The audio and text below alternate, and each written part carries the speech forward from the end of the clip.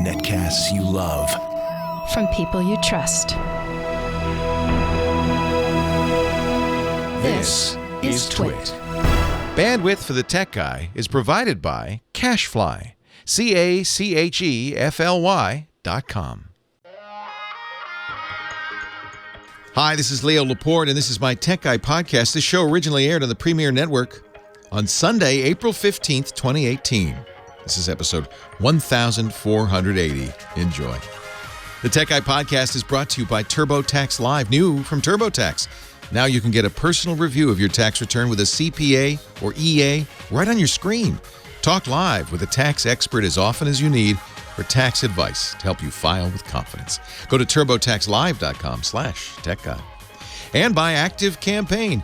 If you have a growing business and you want to acquire more customers, you need Active Campaign. Their solution goes beyond marketing automation. Get the right type of message to the right person at the right time. For a free trial, go to activecampaign.com/twit. And by WordPress. Reach more customers when you build your business website with WordPress.com. Plans start at just $4 a month, and you'll get 15% off any new plan purchase at WordPress.com/TechGuy. Well, hey, how are you today? Leo Laporte here, the Tech Guy. Yes, time to talk computers, the internet, home theater, digital photography, smartphones, smartwatches, all of that jazz. 8888, ask Leo. That's the phone number, 888. I know, I say it so fast, don't I? 888-826. You writing this down? 5536. That's toll free from anywhere in the U.S. and Canada. You can also reach us via Skype if you're outside that area. Use Skype out to call that number. It shouldn't cost you anything. You know what you really should write down? The only thing you really need is the website, because everything, including the phone number and a link to our fabulous chat room at irc.twit.tv, all of that stuff is located in a convenient, easy-to-use package at techguylabs.com. Also, answers to every question, everything we talk about, audio and video from previous shows. Tech Guy, that's me, I'm the Tech Guy. Labs, that's me in my lab coat with my Bunsen burners and beakers and mixing up a potion. techguylabs.com. That's it. That's all you need to remember. Anything else you can find right there. Let's see. There's so many interesting stories in the news today.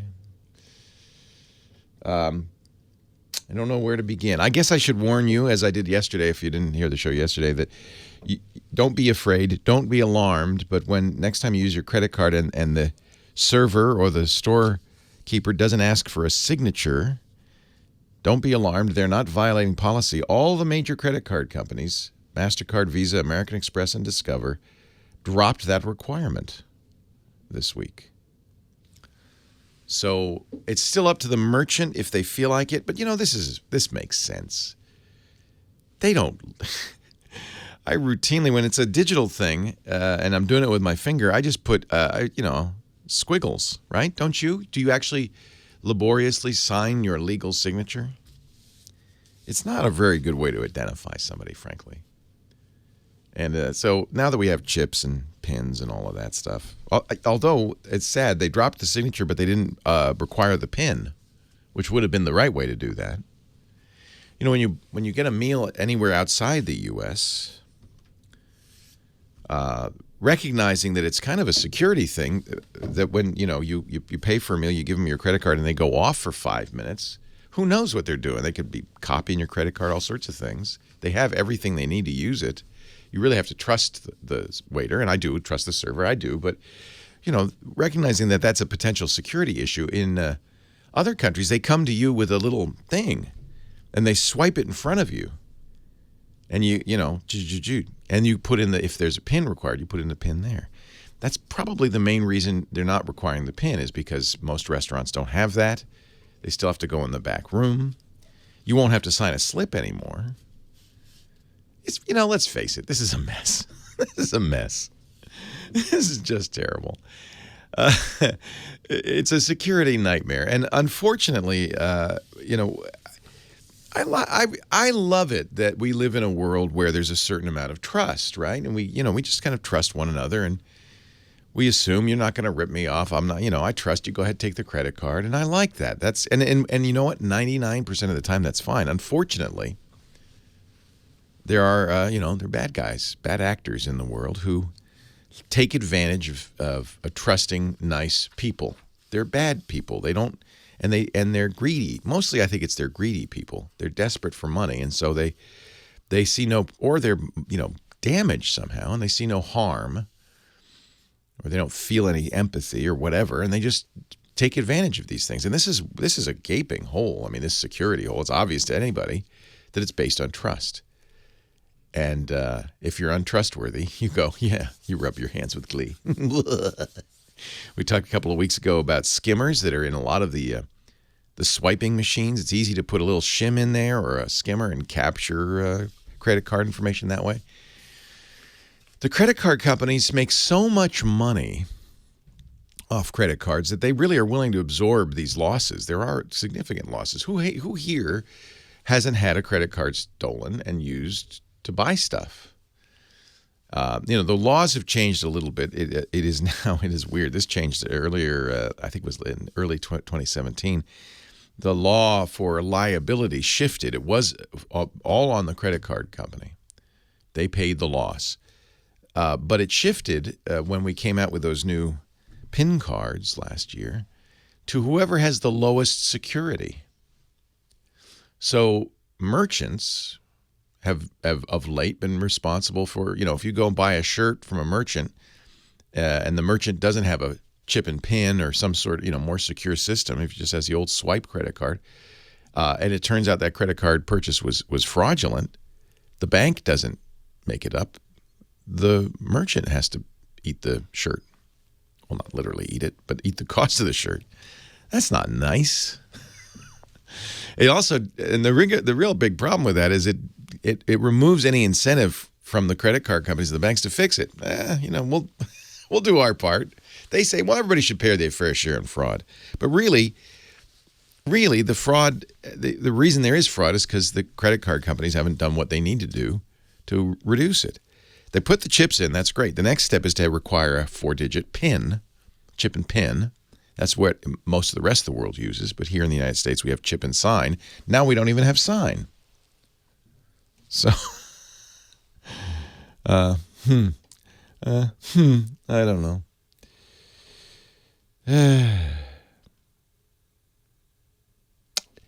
It's a shame because the internet itself was really designed by people who felt, were thinking that humankind was good and we could trust one another. And so when they built this amazing thing, and the internet is an amazing thing, they didn't really put in a lot of safeguards. They almost, when Twitter and Facebook were created, well, I don't know about Facebook. When Twitter was created, they were all about, let's free speech and this will be great. People will be able to, speak truth to power and it'll be free flow of information. And then they underestimated that tiny, what is it, 1%, 1/10 of 1%, whatever it is, that small percentage of humankind that just has no scruples would just take advantage of it and make it a cesspool.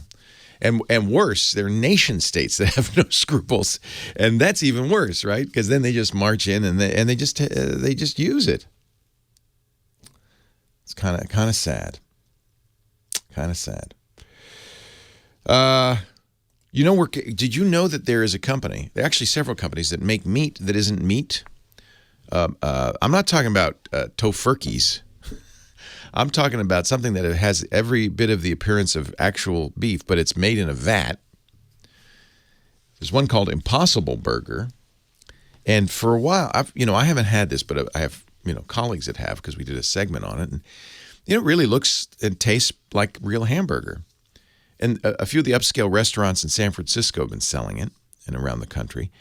Now White Castle, the home of the slider, has announced that they're going to start putting Impossible Burgers on their menu. They'll cost a little more. It costs a little more to make meat than to grow it.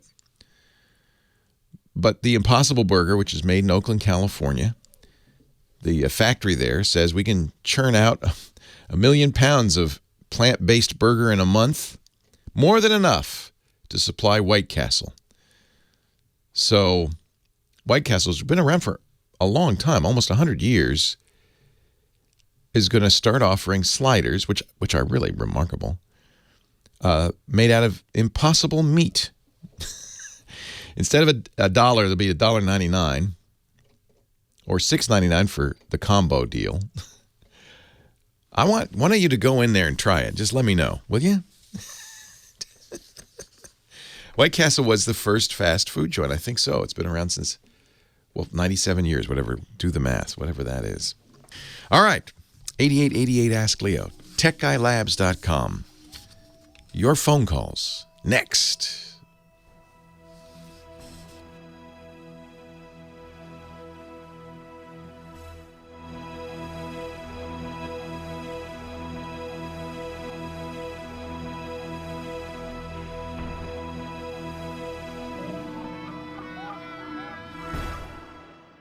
One must rock the Casbah. Leo Laporte, the tech guy.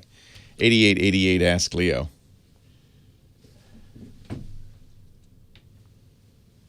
I don't know if I can. I see a funny indicator on your microphone, Kim Sheffer. I'm going to see if I can hear. No, I can't hear you. Oh, I'm not talking. Oh, yeah, I can hear you. I wasn't talking. You're talking. Now I'm talking. That's Kim Sheffer, ladies and gentlemen, star of our show. Without Kim, there is no radio show. Because I don't think that's true. Well, as we've said many times, it would be a very boring show. It would be boring, but I'm replaceable. Your brain is not. Oh, I'm hoping it'll be replaceable someday. Do you ever dream, do you ever fantasize about the notion, you're young enough, even though you had a birthday, that perhaps someday in the future, 50 years hence, we'll be able to take the contents of our brains and pour them into some sort of machine and continue to live forever? No, No, I don't. Not at all. Not at all. No. No, I don't have that. You want to be in a vat, just floating in a vat? Doesn't sound appetizing. I think this is something many geeks hope for. But then, remember, geeks aren't real comfortable in the world anyway. They don't mind the idea of just being in a vat. In a jar. Jar on the shelf. Brain in the jar. I actually would but remember, I'm a little older than you, and I'm thinking of, escape plans. Oh. Yeah. Okay. Escaping to where? As one's body fails, one would look somewhere to put the brain to, hey, assuming though that the brain is important. I read a fun sci-fi novel. I interviewed the author Annalee Newitz a few weeks ago. It's called Autonomous, and in it there are autonomous robots that have, and this is only 100 years from now, but have human brains in them that help them be bots. But then they laugh because their brains are not stored in the head; they're stored in the stomach, and they actually are really not very useful. They're only useful for apparently some social niceties. But the company that makes these makes a big deal about how there's a human brain, and they even say where it is, because then the offensive enemy robots will shoot the stomach thinking they're taking out the brain and that robot will be no more useful, and then it laughs, ha ha, I didn't need that anyway. Okay. This all sounds like a bad dream I had last night, doesn't it? No. Yeah. Yeah. This has gone off the rails. All right, let's. Irvine Robb says, I'm depressed with all this. Let's talk tech. What do you say? How about Gloria in Valley Village is having a problem I had when I was a teenager with my landline, where I was getting our local KCBS coming through my phone. Oh, yeah. And so she's got some kind of interference. And that radio station, which is here in the San Francisco area, has so much power that you probably get it in your fillings. Yeah, exactly. Yeah. Hi, thank you, Kim. Hi, Gloria. Leo Laporte, the tech guy.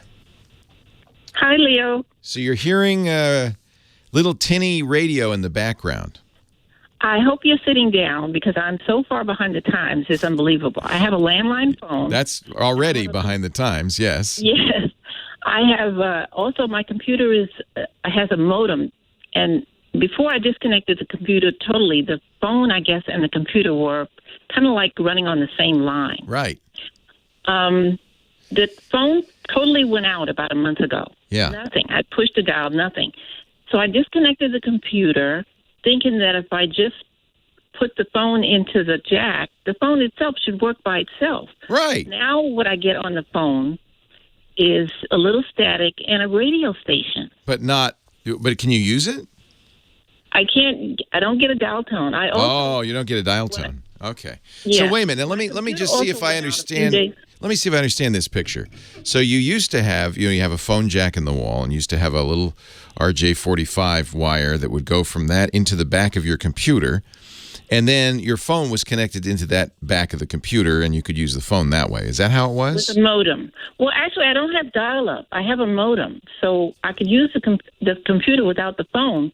But, they were connected in their own way. Also, I could turn on the computer, but I couldn't get internet. I could use it without the internet, just like I can't use the phone, but I could hear my voicemail on the phone. So okay. now all I get is a little static because I've disconnected the computer completely. I get on the phone, I get a little static, and this radio station. Okay. I'm sorry. I'm just still trying to get a picture here. So you have jacks in your wall. Do you have multiple jacks in your home that the phone company put there many, many moons ago? One on each side of the same wall. Okay, and that's it in the house. Do you have anything connected like so what the phone should go directly into that jack there with an RJ11. I said RJ45. What I did, yeah. Yeah, and there's nothing. There's no when you get internet service from the phone company DSL, they give you something called line filters that you put on. Yes, those have always been connected, and nothing has ever gone wrong for the past 10, 15 years. Well, I don't. Okay, so those are going to cause problems if you're not using the phone line for internet. Are you using the phone line for internet? No. You're not. Where do you get your internet? I can turn on the computer without the phone. I can use my landline phone without the computer. I don't have dial-up. Yeah, but where is it coming from? Is it magic? Well, I guess because of the modem. So you have a modem connected to I have a splitter. I have a modem. Yeah. The cable from the computer comes from the modem to the splitter in the jack, in the wall in the jack, and then the wire from the phone, the landline phone, goes into the other part of the splitter, and that goes. So what you want to try, just this will verify that it's all working, is to take all of that stuff out and plug the phone directly into the wall. Don't have the splitter, and then see if you get. And that's what I did. That, and I figured I took everything out, and I just plugged the phone into the wall by itself. And I thought that I would just. And at that point, you shouldn't be getting internet anymore. Is that the case? It's not so much internet. I just want to know if the phone. No, I know, I understand, but I'm just wondering if you're getting internet when you do that. No. Well, I can't get internet if the computer. Yes, that's right, but you haven't tried it. I was just curious. No, I'm trying to figure out what you mean. Should I take the cable from the modem and plug it into the wall and try to turn on the computer with the internet? No. I just want to see what's going on. So if you plug your phone, unplug the computer from the splitter, plug your phone directly into the wall, and you don't get dial tone? No, I just get this radio station and a little static. Yeah, so there's something wrong. I can't fix it from here. I think it's a call to the phone company indicated here. I'm just confused. Leo Laporte, the tech guy. Hold on a sec. Oh my goodness, I'm all confused. So. I'm sorry. No. I'm going to help you. We're off the air now, but I'm going to still help you. So, when you take a regular telephone, you have a regular telephone, right? Right. And you plug it into the wall with no splitter or anything, nothing else, just a line from the phone to the wall, and there's nothing connected to any of the other jacks in the house. Right. That's exactly what I did 2 days ago. And you pick up the phone, and you don't get phone. You don't get no, I get the radio station. Okay. That's it. Well, that's just interference because there's nothing on the line. So, when you plug in the whole doohickey with the splitter and the thing, then you get phone line? No, I don't get anything. I don't even get static. Yeah. So right, yes. So you don't have a phone service right now is what you're saying. AT&T is about it. But you don't have phone service right now. You can't make a phone call. No, I'm sorry. No. That's what you mean. Do you still have internet service when you have everything all connected up? No. You don't have that either? No. See, the phone I can turn on. I mean, the light comes on. with the computer, I can turn the computer on. I can go on the computer as long as I don't go to the internet, because when I try, it says you do not have internet. Yeah. So this what has happened at this point is somewhere your phone line got cut. Oh. So that's why you have no service of all. You don't have internet and you don't have phone. So nothing I can do from here, nothing you can do from there. You have to call the phone company and say, what the heck? Oh. When was the last time you got on the internet? About a month ago. Yeah. So something's happened in the intervening month. The phone company can fix this. Now, sometimes the way the phone company works, and it just depends on how you're set up, they won't come inside the house. They'll just fix it to the edge of the house and say, whatever has happened inside is your problem. But at least make sure you're getting phone service to the house. If you paid the 10 cents a month or whatever inside line fee, then they'll come in and fix it from the inside. But the phone company has to fix this. You're not getting internet or telephone. And the reason you're hearing a radio station is there's no load on that. It's just there's nothing going on. Okay. You're paying your bill, right? Yeah, I'm sure I'm going to get a bill soon from both of them, DSL Extreme and AT&T. Yeah.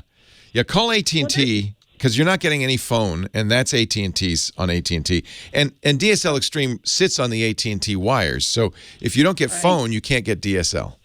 Exactly. Yeah. Okay. So both are broken. Start with AT&T. Oh, great. Thank you so much. I didn't know where to begin after this. Yes, start with AT&T for sure. Thank you. Nice to talk to you. Have a good one. Bye, Gloria. Bye-bye. Wow. I think we finally figured it out. She has no phone line. You won't get a dial tone without the splitter? Wait a minute. You should get a dial tone if you take everything out except one phone, one line, an RJ11 plugged into the wall. You get dial tone, right?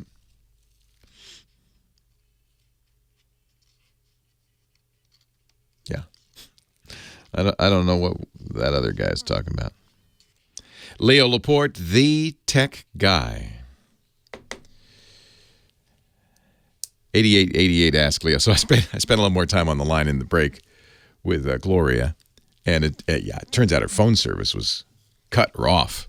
We can't DSL. You can't get any internet access if you don't have phone service. The first thing you have to do is have phone service, and then the DSL can ride on it. There is something called bare line DSL or dry DSL, which is it's hard to get. The phone company doesn't like it, but is internet access without a phone line.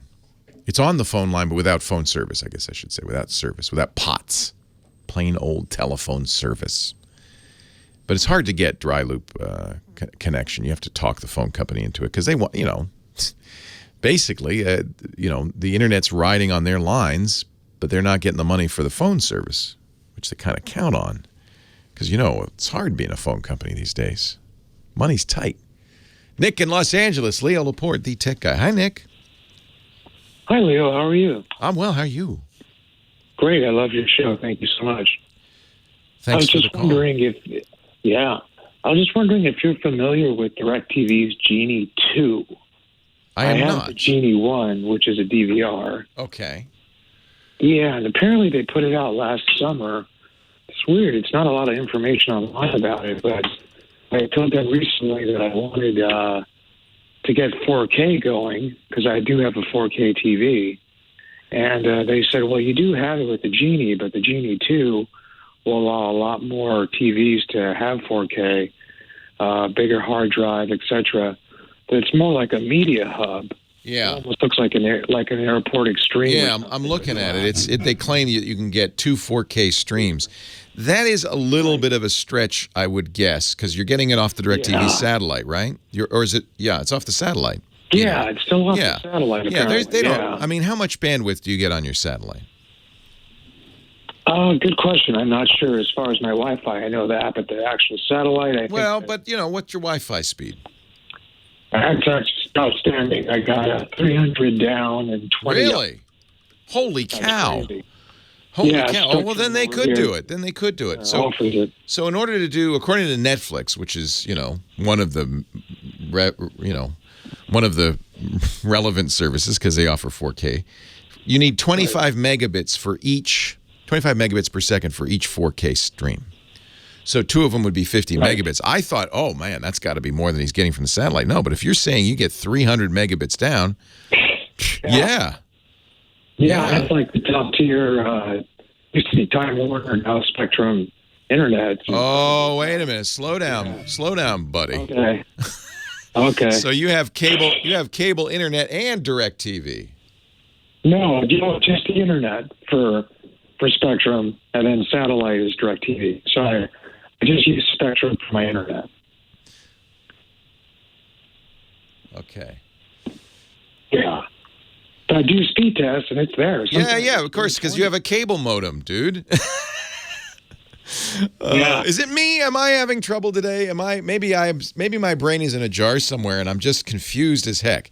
So No. the Genie is for your DirecTV, right? Exactly. It doesn't connect to the Spectrum cable in any way, does it? No, it doesn't. Sorry. I just had mentioned my Wi-Fi speed. I thought you were asking that. Completely separate. It's So just the Genie's, I get what you're saying. The Genie is just a DirecTV base station for television viewing.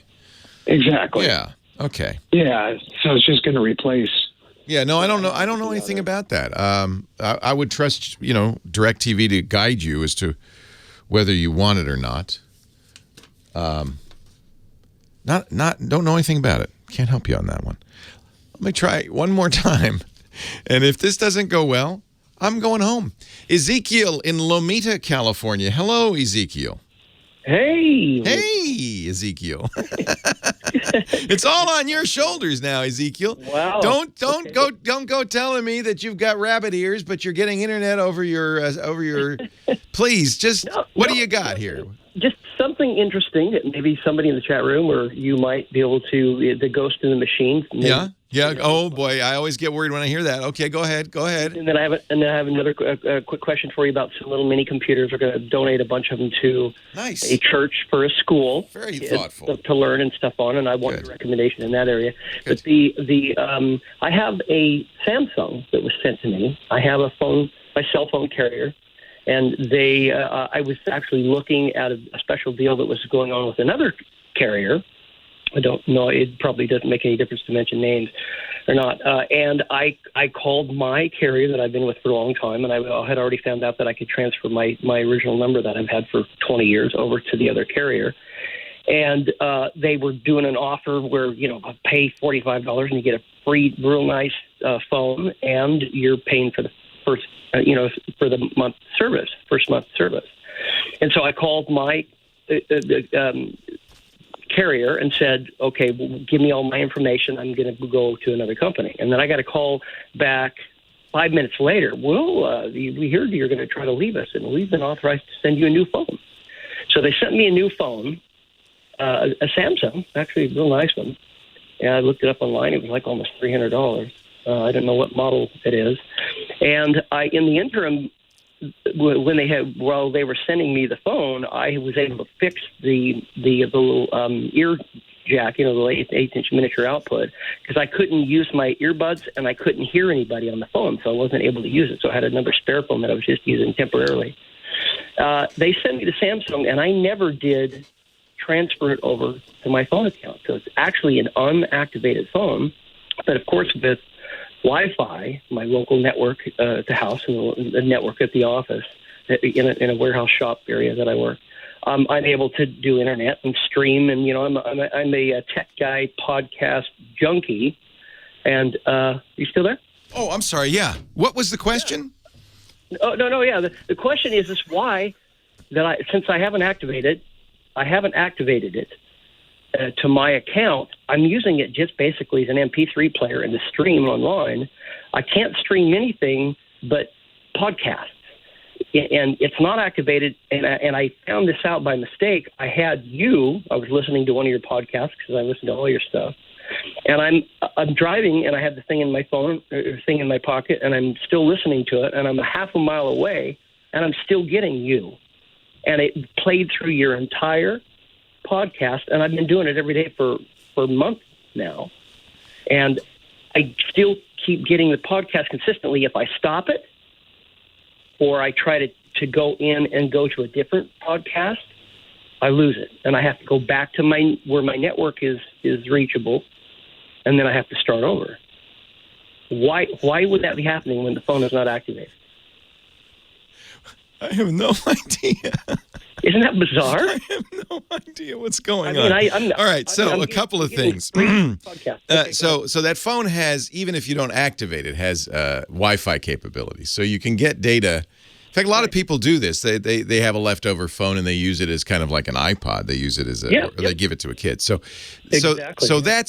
that's you're connecting to Wi-Fi, right? You're on a Wi-Fi network at some point. Yeah. When I get away from my house. But the problem is you get in the car, it keeps going. Now, remember that there's two ways to listen to our shows. You can stream it, but you can also download it. And if you download it, it will continue to play even if you're not online.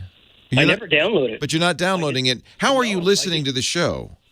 I just hit the menu. I go to the Leo podcasts, and I click on the one that I want. And in what application? Through iHeart. Oh, yeah. Okay. iHeart must then do some caching, because iHeart is nominally streaming. And if you're, it sounds like what they're doing is they're downloading while you're connected to the Wi-Fi and continuing to play the cached, the saved version of the show until that runs out. At some point, that will. Leo Laporte, the tech guy. All right, I have fortified myself now. I think it's me. It's me. It's me, right, Kim? It's me. I have fortified myself now with a quadruple shot latte. You? Yeah. I might need one too. Yeah, I am. I think I'm a little foggy. Maybe, if they put your brain in a jar, would you know? No, because you're. No, they'd probably connect it up so that you felt like you weren't in a jar. So I think that's what happened. I don't think I've ever laughed so overnight. hard. I've been crying for the last 15 minutes. All right. Okay, let's see. Can we keep up this roll? Let's keep this roll. Let's keep it going. Line 4, Joshua in Victorville. Hi, Joshua. Leo Laporte, the tech guy. Good afternoon, sir. Good afternoon. I have a question. We have a, sorry if it's loud, we have a Black Magic switcher at our church. Mm-hmm. And we have a Lenovo laptop that we bought about a year ago. Yeah. It has a GeForce GTX video card in it. Nice. And we're running Easy Worship 6. I'm not sure if you're familiar with it. Not directly, but I've, of course, heard of it. Yeah. Our problem is we're trying to put words on the bottom of the screen with a background behind it that is on top of the live feed.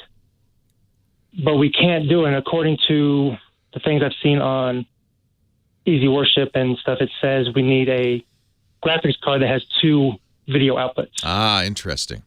Yeah, what you're trying to do is what in the old days of television we called a chyron. Or a lower third, which is most video switchers will do this. We do it on our feeds. It's it's how you see it all the time on TV news. The thing at the bottom. It could be a ticker, but usually it's at least the logo of the company and the name of the person speaking, or maybe breaking news or whatever. And so they call it a lower third, even though it doesn't take up anywhere near a third of the screen. Yes, sir. It's generally it uses some specialized in the old days of TV, it used some specialized hardware. In fact, that was the brand name, Chyron, CHRYON, yeah, that would superimpose this. So you're doing it now on a PC in software. The Black Magic switcher, tell me about that. Which one are you using? I'm sitting here. I know he laid the paperwork out for me, and I can't find it. Yeah, that's all right. We got it because I've been listening to you for quite a long time. Yeah, we like Black Magic a lot. You suggested it, and we got it. And for whatever reason, now I can't find. That's okay. It's so generally the switcher is where that will happen, and the switcher will merge those two together. We use something from a company called NewTek called a TriCaster for our video switcher, and it does it all together. In the old days of TV, of course, it was two different units. I don't know if that has to do with so the Easy Worship software is kind of a presentation tool, right? Yes, sir. It's kind of like PowerPoint. Yeah, pretty much. Yeah. Okay, but it doesn't do switching, right? Or does it? No, I think it has that capability, but we not using tried that, and no, it severely lagged the computer down. Yeah, that's a lot of work. I'm just looking at it. It does support the TriCaster, so you could use it to put kind of rich media into your feed. You shouldn't need to. I'm even looking. It has what they call alpha channel video on the Easy Worship, and that is basically the lower third coming up. To the Easy Worship side, it says you need to connect two video outputs.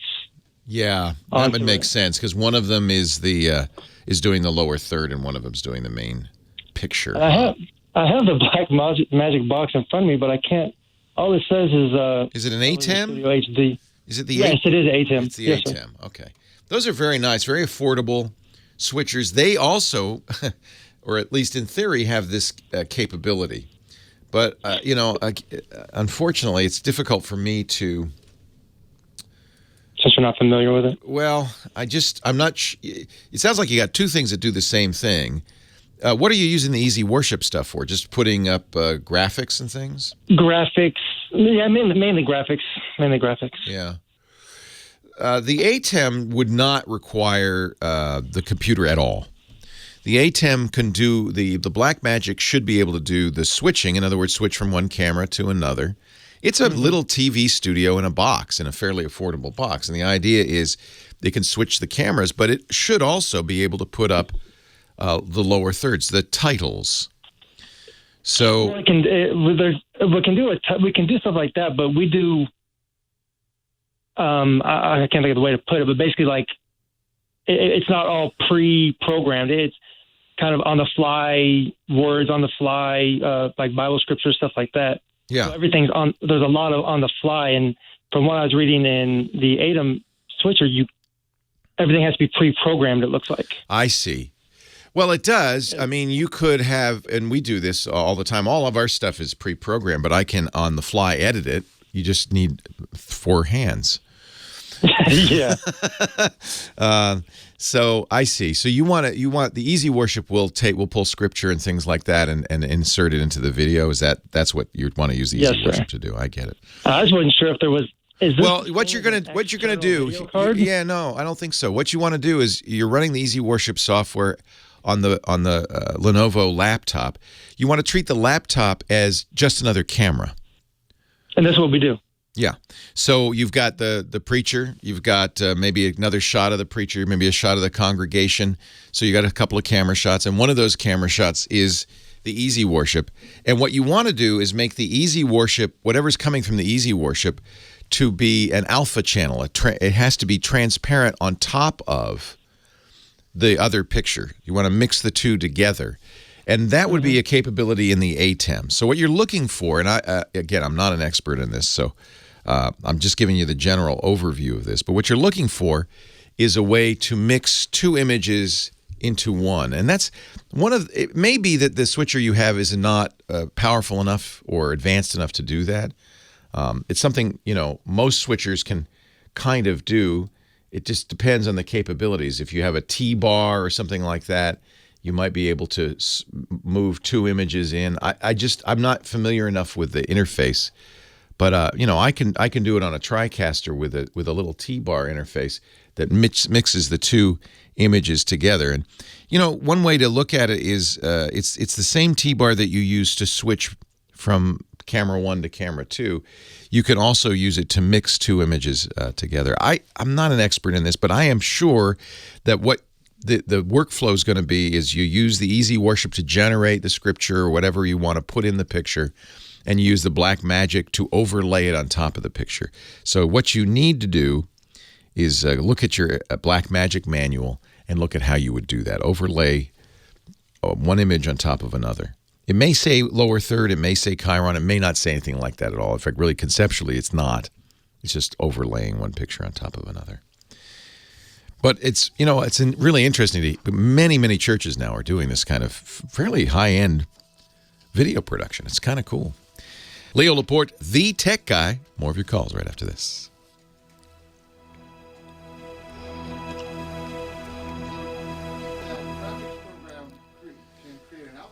Well, it can. It can create an alpha channel. So you take it as an alpha channel. Right. And put it. Yeah. The ATEM has downstream keys? Yeah. Okay. So that's what I don't know if is he still on the line? Are you still on the line? Yes. Yeah, I'm right here, sir. Yeah. So you're going to make the scripture or the passage or whatever it is you're doing in Easy Worship, make that an alpha channel, because I see Easy Worship does support that. That means it's transparent. That whatever it is has no background, right? And then that's what they call a downstream key on the ATEM, right? So that or a DSK, that's what the TriCaster calls it, a DSK, downstream key. So what you're going to look for in the ATEM is, you've got your Easy Worship plugged into line 4 or whatever it is, camera 4. Make that camera the downstream key, and you should be able to then. I'm not familiar with the ATEM interface, but there's a button somewhere that would say overlay. Does he have a control surface? Do you have a control surface, or are you doing it on a computer? On a computer. Well, it's on the computer. We just use on the front of the ATEM. It actually has all the buttons and such. We use that as well, but there's no actual control panel, no. And we do have. I think the way it's set up is like whenever we click on air, it puts the overlay on it. It puts it because I think the Easy Worship's already in alpha channel. When we click on air, it then puts just the words on top of the on whatever we're doing, but it only does the words. The graphics, like if we want graphics behind it, to kind of give it a background instead of the live jumbled up background. Yeah. It doesn't do that. We were doing something yesterday. You can see it starts to do it, and then literally the graphics start to come up and then stops. Yeah, I don't think you need a second video card. I think what you got to do is go look in your Blackmagic manual, and there's two things. They have what they call upstream keys, which lets you layer live action, and then there's downstream keys, which lets you add lower thirds, bugs, and logos. And you can decide which is more appropriate, but you want to read those particular parts of that manual because that's what you're doing. You're using the keyer, which the ATEM has. All ATEM switchers have keying. And the keying is what takes the alpha channel, the transparent image from the worship program, and superimposes that on the image coming from one of the cameras. So I'm even looking at the Blackmagic ATEM page under features. If you just want to see what their language is that they're using, you can read up here, and it'll be in the manual on how you do this. This is exactly what you're talking about. It's designed to do exactly this. Okay. That'll help out greatly because we're just trying to get it. I understand it's confusing, and you've been thrown into this. You've got to be and I'll tell you what, Scissor Fight in our chat room has given us a video on YouTube that shows how to do it. You can learn anything you ever wanted to know. There's a YouTube video on it. I've been looking a lot. I bet you have. I was probably searching it wrong. Yeah. So let me tell you, the channel is VI Rental Tech. And it's like as in Delta? V as in victory. Victory, info, rental tech. And the video title is Blackmagic Design ATEM Software Control 2. And then DSK and DSK tie, which is downstream keyer. So this is how you do it. And that video might turn on a light bulb for you. Okay.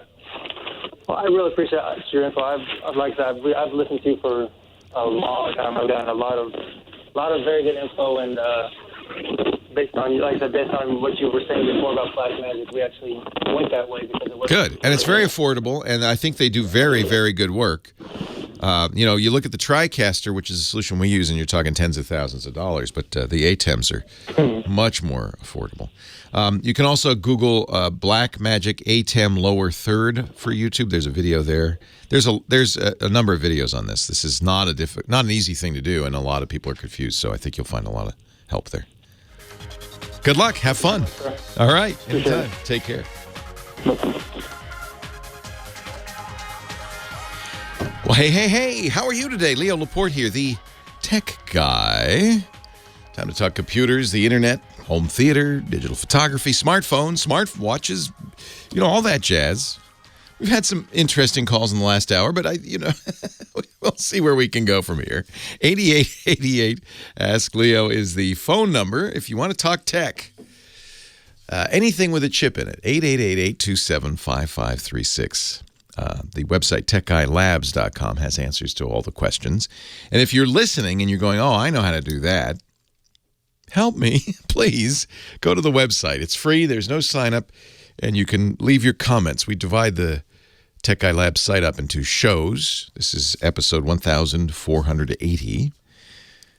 We divide each show up into hours, 1, 2, and 3, and each hour into calls or segments. So you can drill down right to for instance, the last call of the first hour on episode 1480 and leave a comment there. Now, we don't require signups, of course, to visit the site or search the site. We don't ask for any information. But to prevent spam, we do ask that you log in either to Twitter or Google or Facebook or some account just to establish that you're not a spammer. That helps us control the content of the comments. But those comments are more than welcome. And, of course, there's never a charge to read or to comment. TechGuyLabs.com. It is with some trepidation that I press the button and say hello to Karen in Diamond Bar. Hello, Karen. Hi, Leo. Welcome. What can I do for you? Well, I have a conundrum here, and I'm hoping you could help me. Several months ago... I'm the king of conundrums so far. Well, I think this is an important alert for people who use AOL, and that's most of the people over like 60 or something like that. Yeah. So anyway, I went on AOL, and it said that they were now going to charge, and I had to press this button to upgrade, and I didn't do that. But I then was able to get through to my AOL on Chrome. But that stopped also. I was able to, it'll say, you've got mail, but the screen that would come up was one with ads, and I couldn't ever see my mail. So I kind of let it go for a couple of months.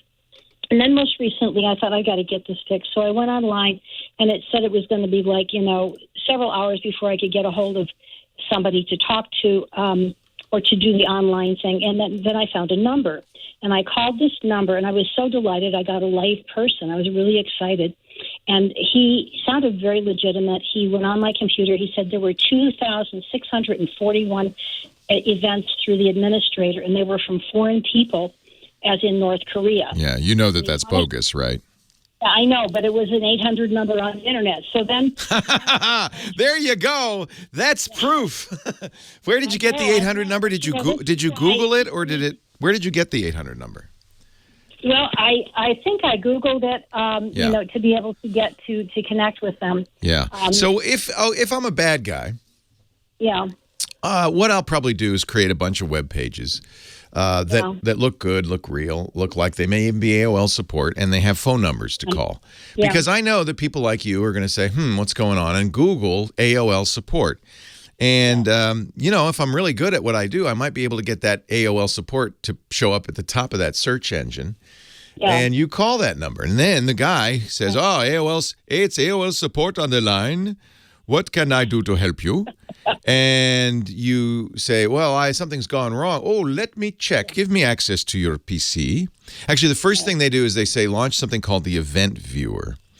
And this is what they did to you. And then they say in the event... and then the event viewer shows all of these exclamation marks and yellow triangles and sometimes even red X's.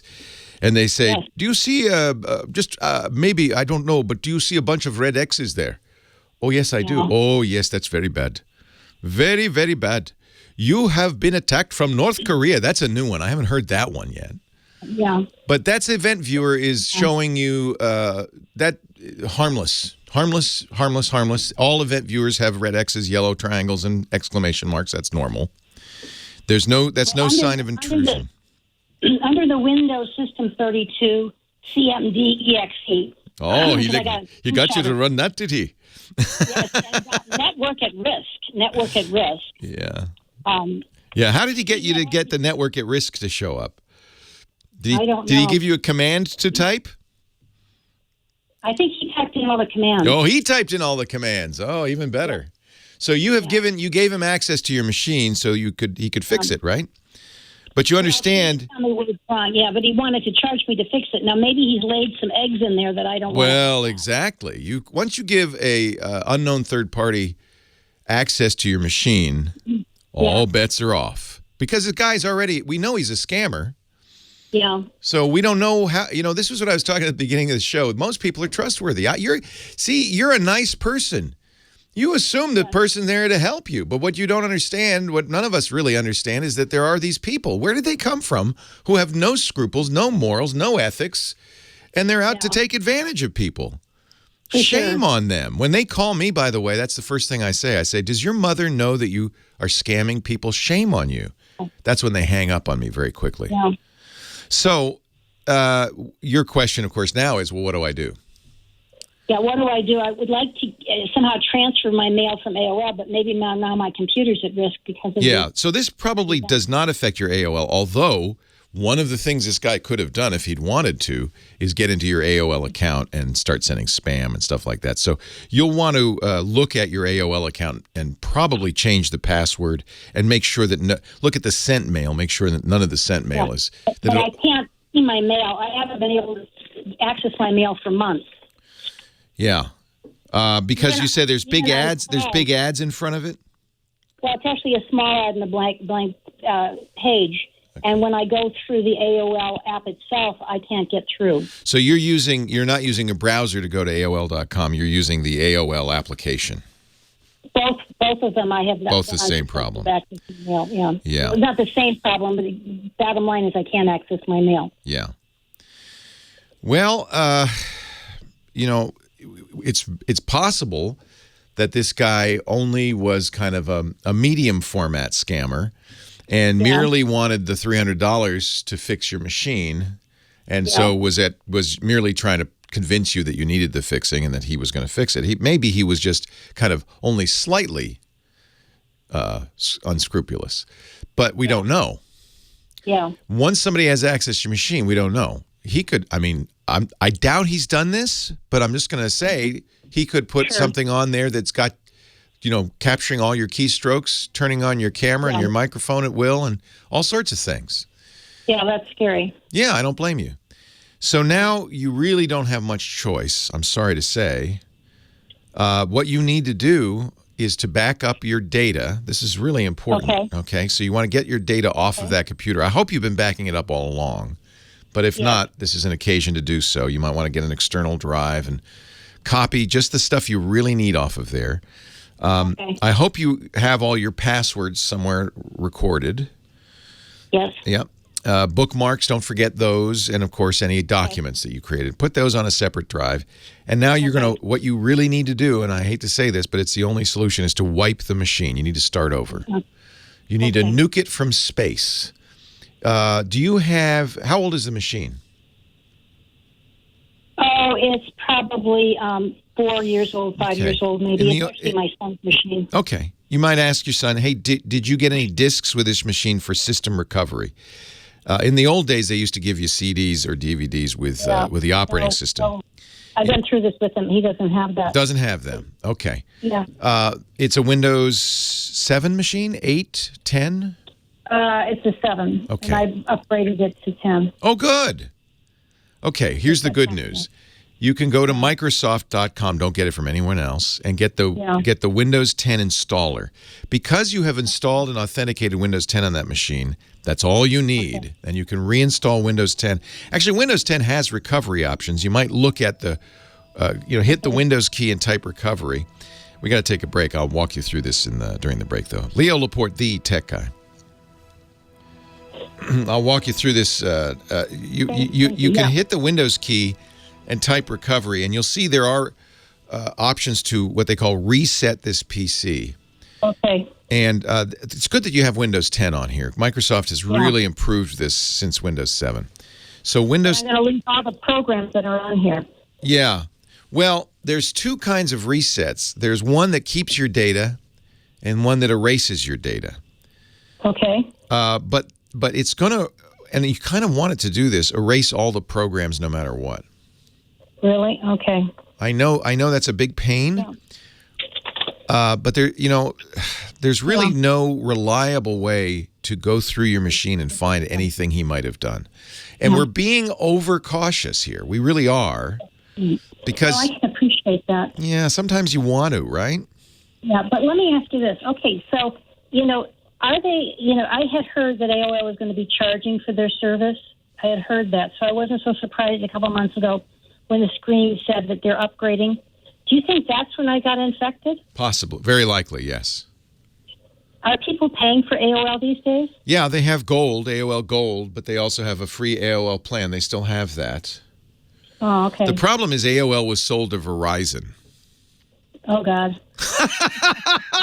Say no more, say no more. Yeah, at that point, it would be a good idea to, pack up your bags and move along.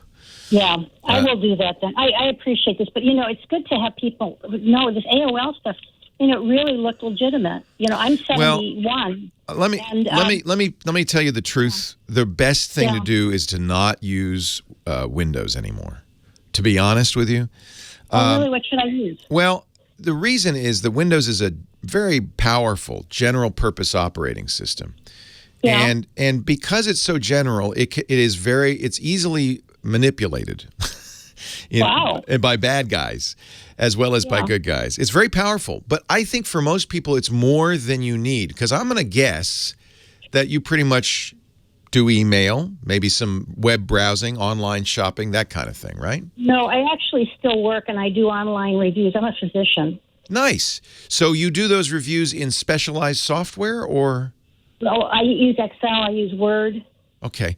You can, I use their software that I get from the agency. That's the tricky one. So all of those things that you just mentioned, up until that point where you use custom software, you could do on something like a Chromebook, which is what I usually recommend. 99% of users would be happy with a Chromebook because it's much more secure. It'll do all the things that you do, except for that agency sends you special software to use, huh? Well, no, I can install it. That's not so much the problem. Well, you can't install it on a Chromebook. That's the issue. You have to have Windows, probably. Does it say it requires Windows? I'm not sure. I think they use Apple technology too, so I don't think it's. Well, Apple will be no better for you, only slightly better. Really, in both cases, a powerful operating system requires you to become a security expert. Can I ask you another question if you have enough time? Yeah, of course. Yeah, I got about 40 seconds. Okay, all right. So I loved Office, and I love the older versions, the brand new one. It's very hard to see visually. It's not very good, so I like the older Office. Right. And I have it on here. That's the one I don't want to lose, because the only thing that I use with that is their contacts, and I use it almost like a file drawer for my memory. So I have all kinds of little trivia on that, not addresses, but symptoms of this particular disease. Oh, you're going to need really a technology makeover. There's nothing like that. I know. I have to run. I really do. I'm sorry to say. Okay. But this is more complicated than I wish it were easier. Leo Laporte, the tech guy. 8888 Ask Leo. Yeah, last year AOL ended its free service. If you want to use the AOL software, you have to pay $4 a month for AOL Gold. And in my opinion, that is the signal to pack up and move.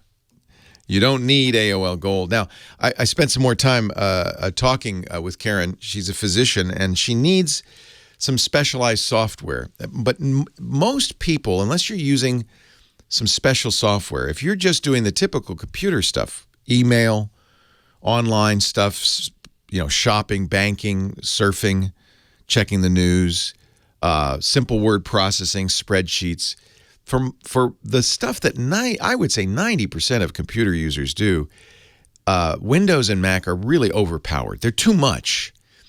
And the problem with something that overpowered is it has more capabilities, which means bad guys can mess with you. Because also there are 2 billion Windows users, the bad guys go right after Windows. If you'd been on a Mac and the bad guy would say, well, open the event viewer or type CMD, you would have said, well, what are you talking about? I don't have that. And he would have hung up because he says, oh, I don't hack Macs. Not that you can't. It's just, it's too small a market to make it worth his while. The best thing to do for most people is to get a Chromebook. You've probably heard about Chromebooks because they're going gangbusters in schools. This is the dominant platform in school, but it's a great platform for everybody because it's not a general purpose operating system. It's a much simpler operating system with security in the forefront. If you're a Windows or Mac user, bad news. You need to become a security expert. You need to learn how to protect yourself. You need to understand that when somebody, you call an 800 number you found on the internet and the guy asks you to launch Event Viewer or the command line and says, let me take control of your computer, you need to understand that something bad is happening. Frankly, if you need to call for support, you shouldn't be using Windows or Mac because support is non-existent these days. You should be using a Chromebook.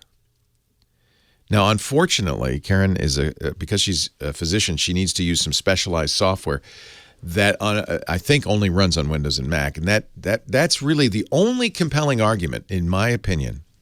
And I know people yell at me when I say this, but the only compelling argument, in my opinion, is if you have to use software that only runs on Windows and Mac. If you must, I'm not talking about a browser.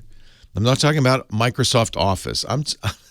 I'm saying if you have to use specialized software for your job or for your home, or maybe you're a photographer and you just have to have Adobe Lightroom, then you're going to have, but there's a burden on you when you do that. You can't just blithely go out and get a Windows PC or even a Macintosh and say, well, I'm just going to use this and everything's fine. You have a responsibility now, not just to yourself, because if you get hacked, you impact the rest of the world. The bad guys can do stuff to your computer that affects other people. You're spreading viruses. You can be used in attacks. All of this. Unfortunately, it's even true of things like Internet of Things devices, cameras, routers, microwave ovens, video doorbells. All of these things require you to get some expertise in security to protect yourself and protect the rest of the Internet. It's a burden. So I tell a lot of people, get a Chromebook, get an iPad. iPad's fine too. It's a little pricier. It's also a little more limited. And but an iPad's fine too. These more modern devices are designed with security in first and foremost, and that makes a big, big difference. And you don't need to be a security expert to use those. So if you can do what you want to do on an iPad or a Chromebook, please do me a favor, do the world a favor, do yourself a favor, most importantly. They're less expensive. They're very powerful. They're great. iPad or preferably, in my opinion, a Chromebook. A couple $100, and just use that for everything. Maybe you do need to use a Windows program sometimes, as Karen does. You can keep that Windows machine around for that, but use the Chromebook for everything else. That's fine. That's not a bad idea.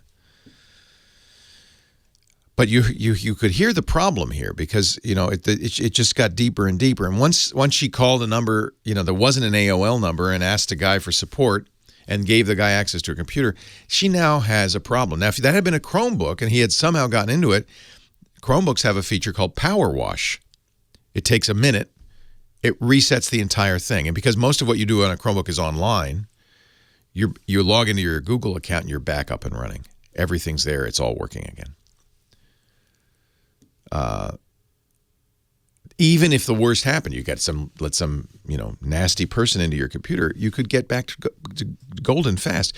Karen now has to go through a very arduous process of getting her data off of the computer, finding all the apps she needs, wiping the computer, reinstalling Windows. Fortunately, she's on Windows 10, so that's a little bit easier than it used to be. Nuking it, just tearing it down to the foundation and building it all up again. That's a weekend shot for sure. And there's nothing to say that tomorrow something bad couldn't happen. AOL is not your friend. Verizon is not your friend. Frankly, no computer company really is your friend. You can't count on support anymore. I think a Chromebook is just a good way to go. It was really created to solve this problem. So investigate whether you can do what you need to do on a Chromebook. Increasingly, this is going to be the case. Chromebooks now support Android, the Android Play Store. I don't necessarily recommend that because that adds now to the security issues, potential security issues, so you might not use that unless you have to. But what you're seeing is more and more applications are web-based, that they don't require any particular operating system. We're really facing a new era in computing. Even Microsoft, with its recent reorganization, has kind of acknowledged the fact. It's hard for Microsoft. They made all of their money on Windows and then secondarily Microsoft Office. And now they're trying to survive in a brand new world where the operating system doesn't matter. Doesn't matter. And Windows is no more important than anything else. What matters is the cloud. What matters is the browser. And Microsoft is way behind in that technology. They used to own browsers. Now Google does with Chrome. But to their credit, they're really reinventing themselves. And I think the world is recognizing that it's not a Windows versus Mac world anymore. And most of what you do is going to be online. Microsoft and Google, and to a lesser degree Apple, have gotten behind something they call progressive web apps, which really mean that a website can do everything a program can do. And that soon on your Chromebook, you'll go to a website, and it will be Lightroom. Even Adobe is modifying Lightroom on its way to becoming a internet-first program. That's how it all is going to be. And, the last thing will be the kind of specialized program that Karen's using as a physician.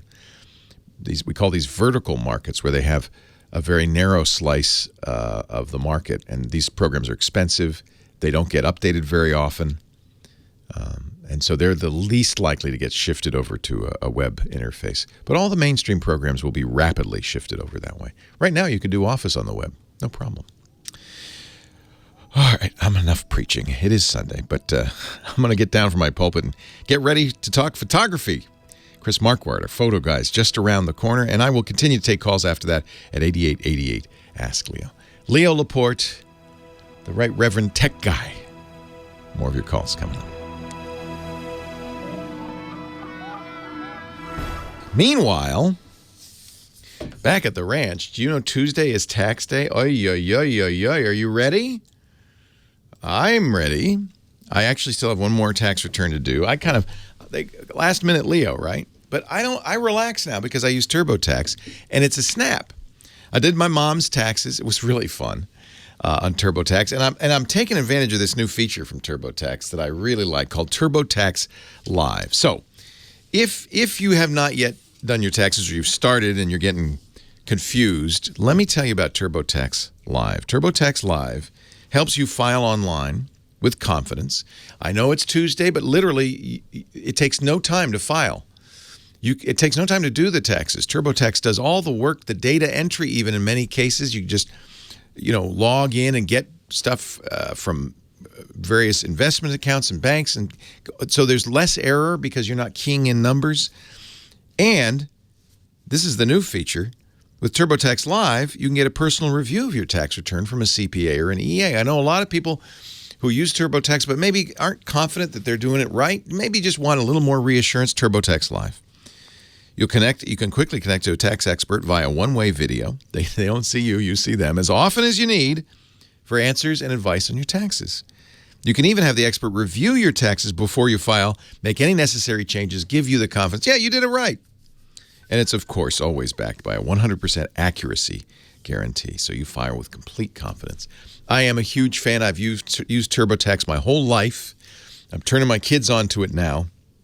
In fact, it's Abby's tax, my daughter's tax return I have to do. And I'm waiting so she can sit next to me so she can see how easy it is. Actually, I've started it, but I want to back out and say, okay, now watch what we do so that next year she can do it.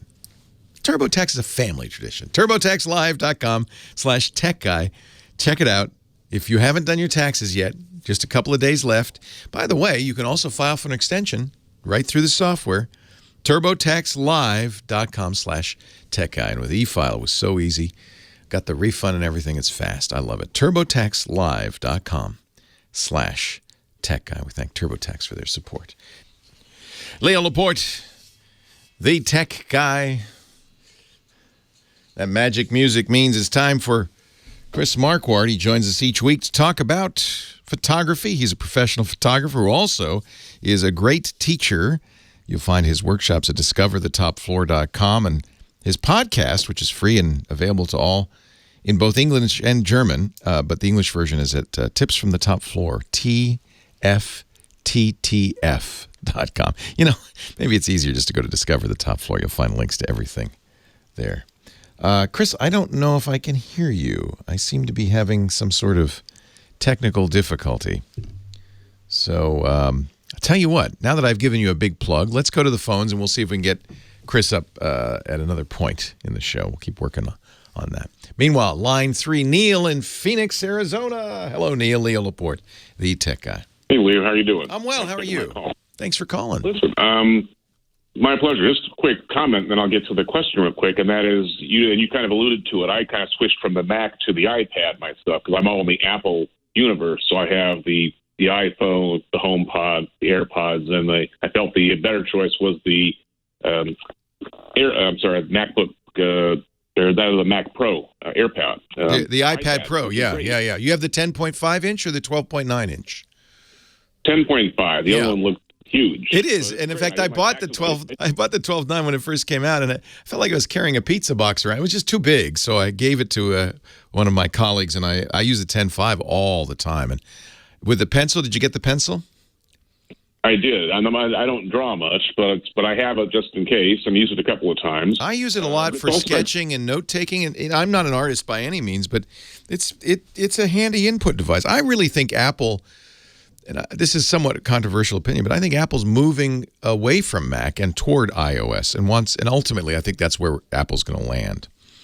So you're in a good alternative to a computer. It's a great. I completely agree. For simple, it's simple. I do my taxes on it. It's great. Yeah, you could do if you could do your taxes on something, that's pretty good, right? All right. My question, though, has to relate to your comment last week. You were talking the virtues of getting your own domain for your email. Yes. And I thought that sounds great. I've actually done that before, although I didn't like the domain name. It's my first and last name. It's too complicated and too long to type, so I hate to use it. But now I've got 3 domains, potentially a Gmail domain, the other domain in my own name, and then a me.com address. Right. I'd like to be able to bring them over to, say, Fastmail with a brand new domain of my own, but I'm trying to think of an easy way to do all of that, to merge everything over the easiest way, and that's what I was calling about. Yeah. So the idea, this is maybe a black diamond tip, kind of an advanced tip, but I think worth at least thinking about the idea of having a domain name that you own, which is easy to do. I mean, they cost, roughly $10 a year, means that you control it. You own it, you control it. So I have leolaporte.com, for instance. That means it's mine. Facebook can't take it away from me. Twitter can't. It's mine. And if I want to get email, I don't want to necessarily run an email server. In fact, I know I don't. You don't. No one should. Leave that to the experts. What you can do is you can say, use somebody's email server. The Google server's free at gmail.com, or I've mentioned Fastmail. That's the one I use. That's a paid service. They'll provide the email services for you. But then you can attach your unique domain name to it. And there are a variety of different ways to do it. Generally, the people you buy the domain name from, that's called a registrar, whether it's GoDaddy or Hover or Dotster. There's many, many of them. Almost all of them will have some form of email forwarding service, usually inexpensively, $5 a year. So for around $14 a year, you can have all your mail go to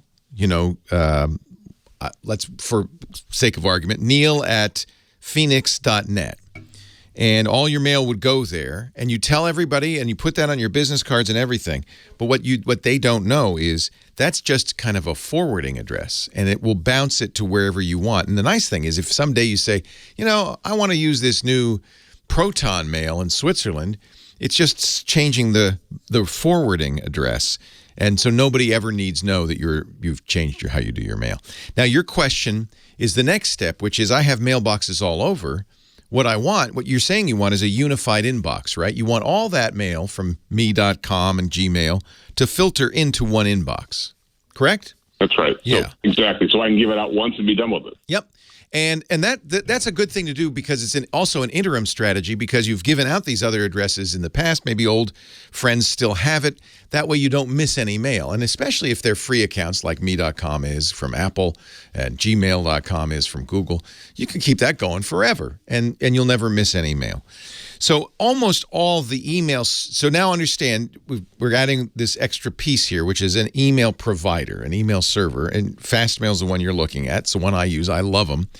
Almost all of these, Google does this too, will have a facility for you to set it up to go out and get your mail, to create a unified inbox. So you set it up on Fastmail, you say, okay, and by the way, every 5 minutes or 10 minutes or whatever you want, go and see if there's any new mail for me at Gmail and me.com and the other places and collect it in my inbox. In fact, you can even set up, if you wish, filters that say if the mail is coming to Neil at neil.me, put it in this folder. If it's coming to Gmail, put it in this folder. If you wish, you don't have to do that. So you can actually create multiple folders in your new email, your shiny new email service at fastmail.com for each of the mail servers that you have been using. Does that make sense? So yes, it does. Yeah. Also, I want to get it into get everyone to use one email or one. Eventually, you'll give out this, neil@phoenix.net address from now on, but you'll still be able to get mail from all the other places as long as you want. And it'll all show up at your Fastmail account. And then for you don't log into neil@phoenix.net. There's nowhere to log into. That's not a mail server. It's just a forwarding address. You'll log into Fastmail. They have apps for iOS and Android. They have a web interface. Almost all email servers now have web interfaces. And you can use Outlook or mail.com on your Mac, or Apple Mail rather on your Mac, whatever it is that you like to use. I use some pretty arcane email programs like MailMate on the Mac and Claws Mail. They'll all work with your new setup. Fastmail supports IMAP, which is a modern form of email server, and everything will work with it. So they'll go out and they'll get your mail, and you'll have it on your local machines. You can actually, I have different mail programs, doesn't matter, because they're all getting the same, mail from Fastmail. Does that all make sense? iOS. Yeah, iOS. Fastmail has a great iOS app, but you can use iOS's mail to get your Fastmail as well. Because they use a standard protocol, IMAP. Yeah, this is a little more advanced, but it is definitely the best way to go. And another advantage of doing this is that you can really set up filters. I have Fastmail, and almost any good email provider will have a good filtering system. This is the next level if you want to really improve your email. That going to the next level means setting up sophisticated filtering, because a lot of email isn't useful. I've mentioned this before. If I see the word unsubscribe, if my filter sees the word unsubscribe in an email, I put it in a special folder called newsletters, because almost always that means it's a newsletter. If I see the mail comes from mom, I put that in the VIP folder. If I'm CC'd on email, if I'm not the main addressee, I put that in another folder. So you can use these filter rules to organize your folders and make it a lot easier for you to, in effect, it's triaging your email before you look at it so that everything's pre-organized, and you can use it, of course, to get rid of spam so you don't see. I see very little junk mail now because of fairly elaborate filtration systems that I've set up. Fastmail is one of many providers. It's the one I use. I really like them. But I still have a Gmail address. I still have addresses at Yahoo and lots of other places, and I just collect mail from all of those places and put them in one inbox so I can get them easily. All right, Leo Laporte, the Tech Guy, 8888 Ask Leo. More calls still to come. You can never have too much Pulse-Simon, can you? Kodachrome, once again, that signals it's time for We Fixed the Audio Problem. Chris Marquardt, our photo guy. Hi, Chris. DiscoverTheTopFloor.com. You know, the miracle of it, though, really, is that you are in Germany. We don't say this all the time, but you're at the Viewfinder Villa in Germany, where it is in the middle of the night, and you're talking to me via Skype, and it sounds like you're in studio with me. Because you have a good microphone, you have lots of bandwidth. It's really amazing. It's amazing. Yeah, it's totally amazing. So I guess my computer just hates me because I just spent 2 days in Berlin in a workshop. I was holding a workshop on film photography. So I was not using any computers, any digital equipment. Well, my smartphone, okay, but that doesn't count. The bits are mad. Probably. Yep. Now, the interesting thing, the thing we did over the weekend was the workshop was called Film Extreme, which means we're doing stuff with film that was not the norm. I mean, you would, if there's a certain amount of people still out there shooting film or rediscovering it, and that normally involves getting a couple of rolls of film, an old used camera, maybe you found one from your grandfather or something, and shoot those and then get them developed. But that's the plain old way of doing things. And we did a few things that are kind of wild and extreme when it comes to film. The first one was we shot wildly expired film. Now what the heck does that do? Well, if you have a roll of film and it has a use before date or a sell before date, but that doesn't mean the film goes bad when it ages. But especially color film ages in interesting ways because they use like organic colors in there, and those organic colors age. They fade over time. You know how you have these old photos that lose some colors and turn all magenta or blue or get a pink tint or something. Yeah. The same happens to old film. Now you might have like part of the colors go away and you get really interesting, unexpected results. So there's a lot of like surprise potential in there. So if you find a roll of film somewhere that's, I don't know, 20 years old, don't throw it away. Use it. You might be really surprised as to the cool looks that you can get with that. Oh, that's fun. Okay, what else did you do weird? Well, the second weird thing we're doing was called cross-processing. So, there's two kinds of film, two kinds of color film, slide film and negative film. Yeah. The negative film is where you get prints, and the slide films, makes slides, makes positive images. Mm-hmm. But those are pretty much the same films. They are just processed in different chemistry. And what you do when you cross-process is you take a negative film and processes it in slide chemistry or vice versa. And that does a few really interesting things, especially when it comes to contrasts and colors. If you Google the words cross-processing and look at the image results, you get a lot of interesting looking images that look like they have the wildest filters on them. But it's a completely analog process that gives you really interesting looks, really fun looks of your pictures. Neat. Okay, next thing. Yes. Lots of digital photographers, especially if you have like a camera with a very small sensor, like a smartphone camera, or maybe something with a bigger sensor, like a Micro Four Thirds camera, doesn't really still get to what we call the full frame, and a lot of people look at that, but it's kind of not affordable. Well, with film you can, because an SLR that you might get used for $20, or you find one in your parents' basement.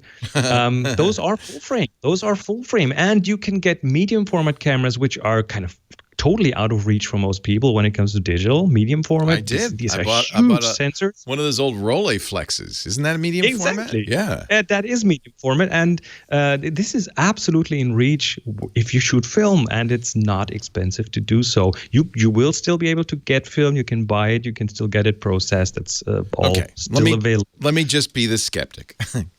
Although I've been through this with you many times, and I do have a Leica M3, which is a work of art camera from 1956, and a Rolleiflex from 1956, and you can still get the film, which is remarkable. But then you have to find a processor.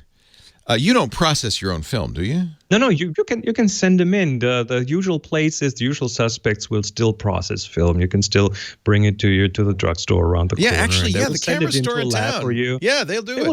They will do that. No problem. So then, what do you do? Because now you have negatives. Well, get them printed. They will do the processing for you. If you tell them this is cross-processed film, they will do that for you. Okay. Or if you have medium format film, they will be able to do that for you and get you prints. Nice. One more thing. Do we have time for one more? Please. Red scale film. Red scale. Again, Google red scale film. Look at the results. It's pretty much the same as color negative film, but the film is reversed. You send light through the film from the wrong side, and that again produces an interesting color shift towards the red. Now pictures all of a sudden look very like sunset type, even if you don't have that kind of light. It's a really interesting way to use regular negative film, and again you can get this processed and printed no problem whatsoever. So it kind of is it looks just different somehow. It looks very different. It It's looks not like red. you had some. It looks like you put some weird digital filter on them, but it is a fully analog process, and at the end you have an actual photo in your hands that you can hold. It actually looks like the end of the world, kind of, the color, right? It's kind of like, it's kind of a weird light, like the world has come to an end of some kind. Wow, Well, that's fun. I like some digital this. filters do that too, though. Yeah. Wow. So do you have control when you use red scale film, or you just take the picture and hope for the best? Well, you don't have too much control. You kind of have an idea what the image will come out like, but there's a bit of... It still has color. It's not all red. It's just, It's true. Yeah. That's true. Yeah. Really interesting. Now I'm going to have to go get some red scale film. Do you have to tell the photo processor anything, or does he just process it? Nothing at all. No. They will just process it as regular film. You can do this, by the way. You can make your own red scale film. It's a bit of an involved process, but you can do it. Yeah, you're the kind of guy who prints your own vinyl records using a press that you bought at an auction. Yeah. All right. Chris Marquardt, you can, it's, the thing that's great about Chris is he brings the fun back to photography and gets you out there and taking pictures. It's one of the reasons we do an assignment every week. We have a new assignment. What is it, Chris? The current assignment is foot. Foot. Whatever that means. Foot. All right. Look for a way to take an image that expresses the concept foot, whatever that means to you. When you do get an image you like, tag it with the word foot, upload it to Flickr, and then submit it to our Tech Guy group. Our moderator, Renee Silverman, will say thank you, and you can do up to one a week. And, let's see. Probably we're going to wait a while to do this because I'm going on vacation, maybe, and then you're going on vacation. So maybe we'll give you a little extra time on this one. What do you think, Chris? Probably, yeah. Okay. Chris Marquardt, you find him at discoverthetopfloor.com, and you should look for him because he's even got a book. What's the name of your book on film photography if you want to learn more? It's the Film Photography Handbook, and it's in bookstores everywhere. Yeah, I have a copy of it, and it's inspiring even for digital photographers. Even, there's a lot in there, Yeah, really great stuff. It's just about kind of thinking about what you're doing and making it an artistic expression. True. Thank you, Chris. Absolutely. We'll talk again next week. Chris Marquardt. You can also go to his website, marquardt.com, MarQuardt.com. But I think Discover the Top Floor is a little bit easier. Leo Laporte, the Tech Guy. More calls right after this. Our podcast today brought to you by Active Campaign. If you have a business and you want to grow your business, if you need more customers, who doesn't, right? You want to reach out to existing customers and get them more engaged with what you're up to, you've got to find out about Active Campaign. It's much more than just marketing automation. It's all about getting the right type of message to the right person at the right time. That makes all the difference in your email campaigns, on your website, your mobile presence. If you send the right message at it's all about the right message at the right time. Bingo. So why are you still sending blast emails that are the same email to everybody? No. With their smart tools, Active Campaign can help you dynamically show, get this is kind of miraculous, different content in your messages based on things like contact information, interactions, what they've bought in the past, what they've looked at, social data, interests. You can send personalized messages whether they're on your website, whether they're browsing their email or out and about on a mobile device. Design eye-catching campaigns with the drag-and-drop campaign builder. Makes it really, really easy. And here's something I really like. You know, you've heard of A/B testing. We have 2 different versions, and you see what the response is. They don't even call it A/B testing. They got A, B, C, D, E. It's 5 different kinds, and it's called split testing. Find the exact content, the layout, the settings your subscribers respond best to. Up to 5 different versions if you want. So you can really, really hone in. Of course, everybody in your organization can use it. They have multi-user editing. There's revision history, integrations with all your favorite tools, conditional content, geo-tracking, site tracking, social sharing. They integrate with Google Analytics, of course, mobile optimized and free image hosting. Yes, free image hosting with your account. Identify, nurture, convert, and retain more customers with ActiveCampaign. For a free 14-day trial, just to go to activecampaign.com/twit, and they have a really good deal all around. You get the 2-week free trial. You get the second month free. You get 2 calls with an ActiveCampaign expert to help you get up to speed on ActiveCampaign. You even can migrate your existing campaigns into ActiveCampaign for free. All of that when you go to activecampaign.com/twit. ActiveCampaign. We thank them for their support of the Tech Guy podcast.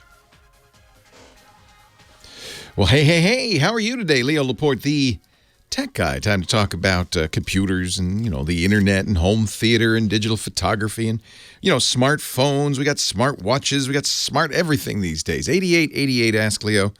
That's the smartphone number. 888-827-5536. Toll free from anywhere in the U.S. or Canada. Outside that area, you could still call me. You just use Skype out or something like that, and you'll be able to reach me toll free, I believe. 888-827-5536. The website where we write everything down, and there's even audio and video of the show after the fact, is techguylabs.com. techguylabs.com. Line 2 is LeBaron from Mobile, Alabama. Hello, LeBaron. Hello, how are you doing today, Leo? I am well. How are you? I'm fine. I've been one of the old ZDTV listeners, so I've been with you. You know, we're celebrating May 11th, the 20th anniversary of ZDTV. Yeah. Amaze yourself. Yep, I remember finding it on my old Comcast TV back in the day, and I've been following you since then. Oh, I am honored. It's so nice to meet you, LeBaron. Thank you. Okay, I had 2 quick questions about Mac-related questions, Leo. All right. One of them, I have a iMac that I think I bought in 2010, 2011. All right. And overall, it's been good, but now it's just getting incredibly slow. Just super slow. I wonder why that is. I'm going to think it's more the hard drive than the operating system or the processor. You know, Intel hasn't really sped things up all that much in the last few years.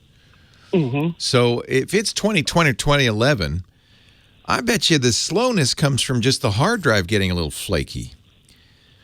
And that's what I'm thinking, but I didn't know how hard it is to change a hard drive. Well, on an iMac, it's a challenge because, well, you know, Apple, they don't want you to do anything. They want you to bring it in. But I have changed the hard drive on a 2010 iMac.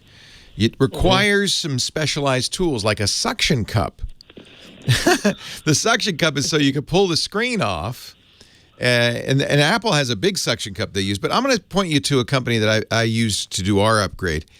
They have videos, they have the tools, they have the hardware, you know, the hard drives and so forth. I would suggest, I think you'd see a massive speed improvement if you put an SSD in there, a solid state drive.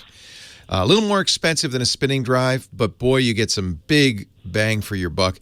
And with an iMac, you know, you could easily have a relatively small SSD inside, 128 or 256 gigabyte SSD inside, and then use an external drive for your data, and you'd get all the speed improvement and have kind of unlimited capacity for data outside the box. You just plug in an external drive. So go to Otherworld Computing. Their website is macsales.com, and that should make you feel good. That means they focus on Macintosh, and that's what you want. You got to be careful because you know, most of the parts out there are for PCs, and they're not always going to work well with Macs. But if you go to macsales.com and you actually enter in the exact model number, you know, late summer 2010 iMac or whatever it is, they will tell you what hardware you can put in there. They have a video, and I recommend watching the video before you do this So you could say, not going there, or yeah, I could do that. They will send you the tools, so get the full kit. And that is this. If any computer, that is the single best upgrade you can make, in my opinion. If you've got enough RAM already, if you've got 8 gigs of RAM, the next thing to do is absolutely put a solid state drive in there. That speeds everything up. Okay, I'll give that a shot. And my second question is still kind of Mac related. Okay. I have a lot of music I purchased off of iTunes over the years. Yes, me too. But I was considering buying a cheap MP3 player for when I'm working in the yard, I'm exercising, don't want to have my phone with me. Just buy one of these cheap ones to have a playlist when I'm doing those type things. Yeah. A lot of my old music has a copy protection on them and stuff. So here's what you do. You can get rid of the copy protection legally for $25. You buy iTunes Match. That's for a year. And what iTunes Match does, Apple doesn't talk about it much anymore because they've got this Apple Music. And actually, I wonder, Apple Music might do this, so I'll have to look into it.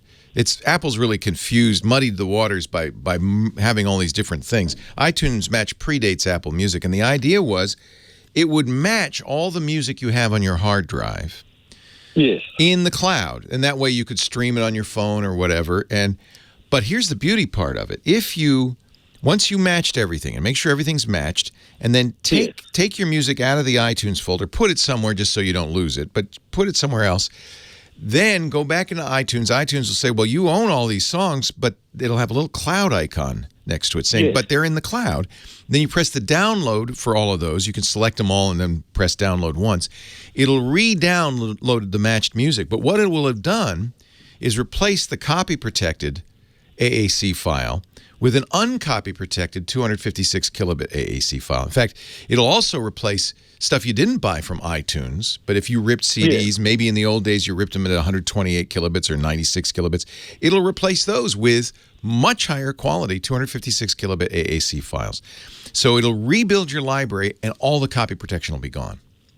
Okay, and then I could move those files. Then you could put them on a SanDisk, Sansa, or any dumb MP3 player.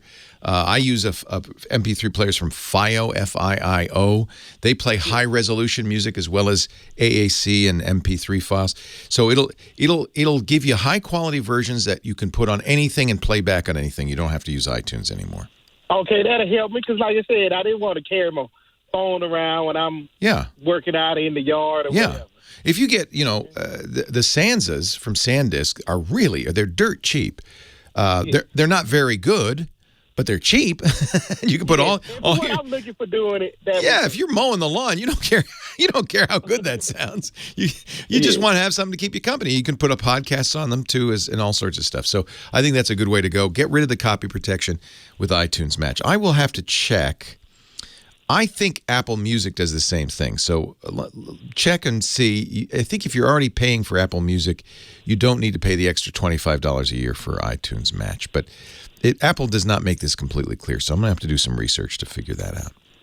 All right. Well, thank you, Leo. My pleasure. Like I said, been a fan for years. Thank you for listening all these years, LeBaron. I appreciate it. Okay. Take care.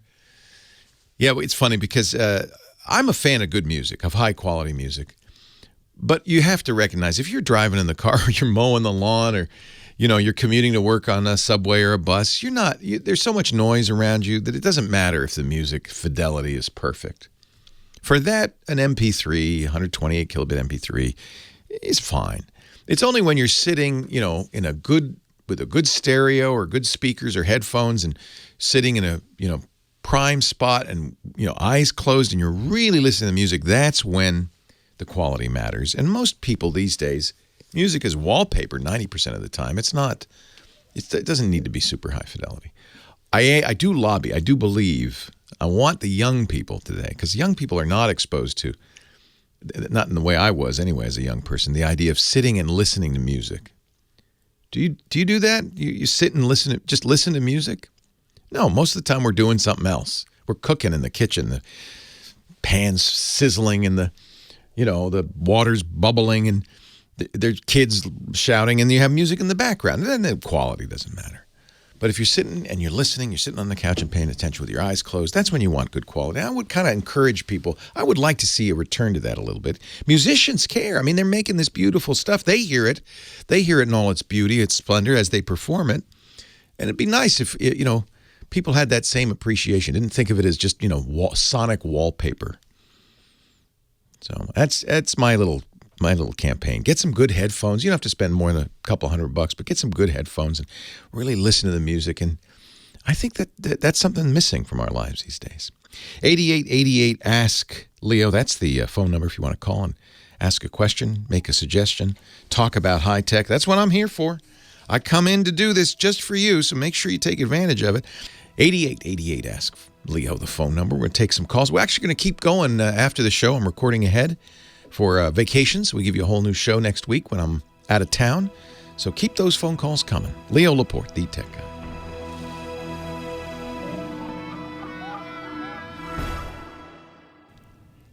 Leo Laporte, the tech guy. 8888 Ask Leo. Thanks to Michael Cozio, our musical director, for playing the great music today. So I'm trying to figure out, it's not easy.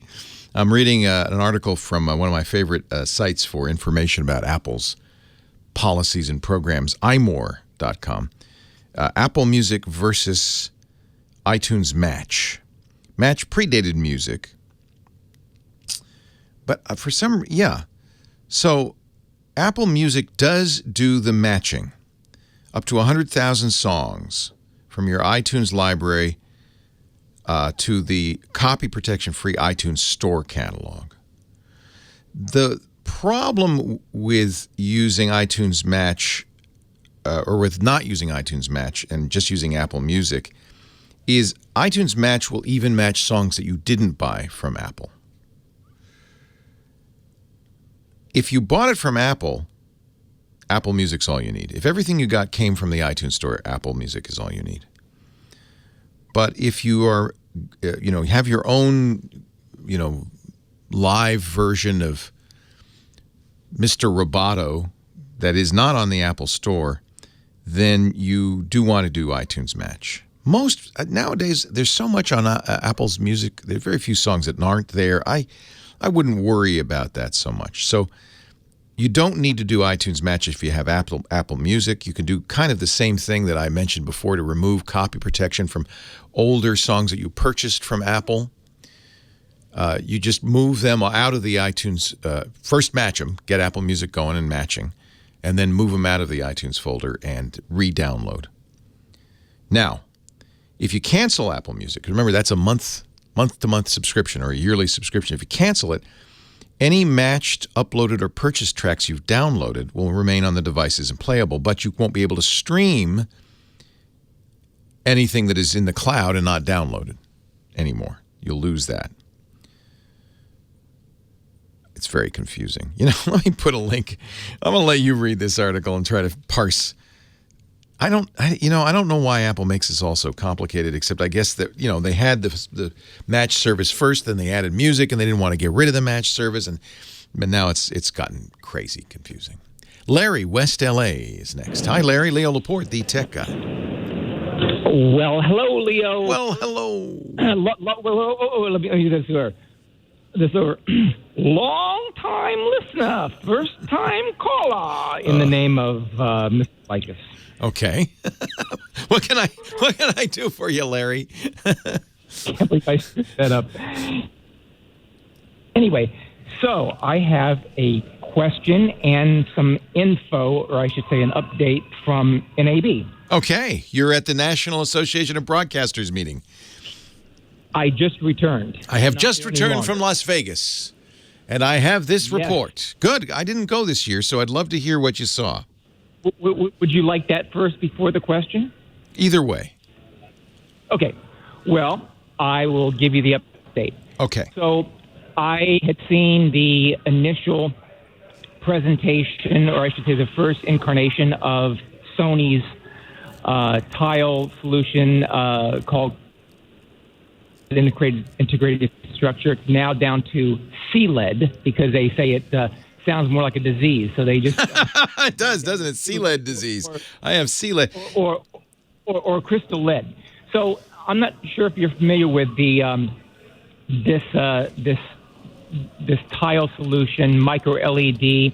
Yeah, I am familiar with micro LED, and of course at CES, Samsung showed a very large micro LED television set, 4K television set. Yes, and the wall. Yes. Yeah, the wall. We realized it had to be that big because they couldn't get the micro LEDs small enough.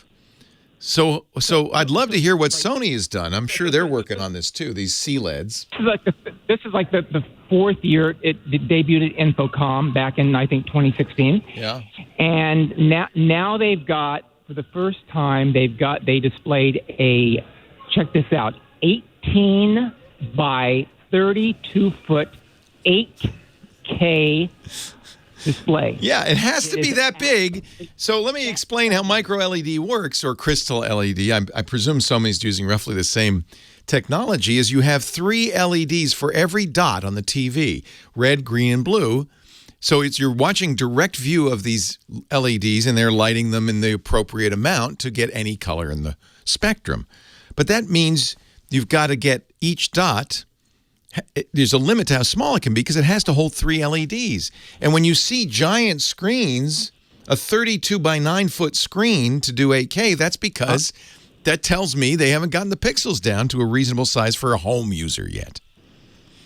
Well, the micro LEDs are they claim to be 3 microns. However, if you go to the website and you look on the ZRD/2 module, you'll see the pixel pitch says 100 and something 1.2 millimeters. So I don't know. I just that's pretty big.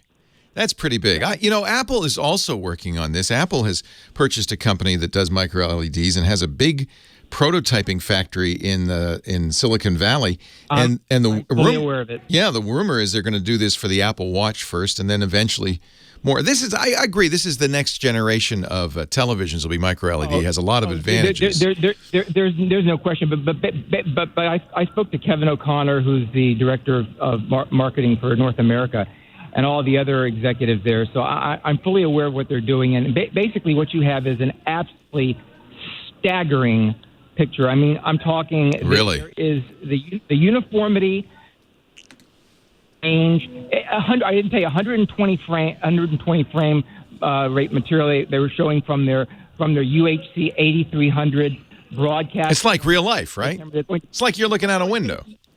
Yeah, it's going to be used in the NHK funded all this, by the way. Yeah, it seems like all the good stuff comes from Japanese television. Hey, I got to take a break. Hang on just a second.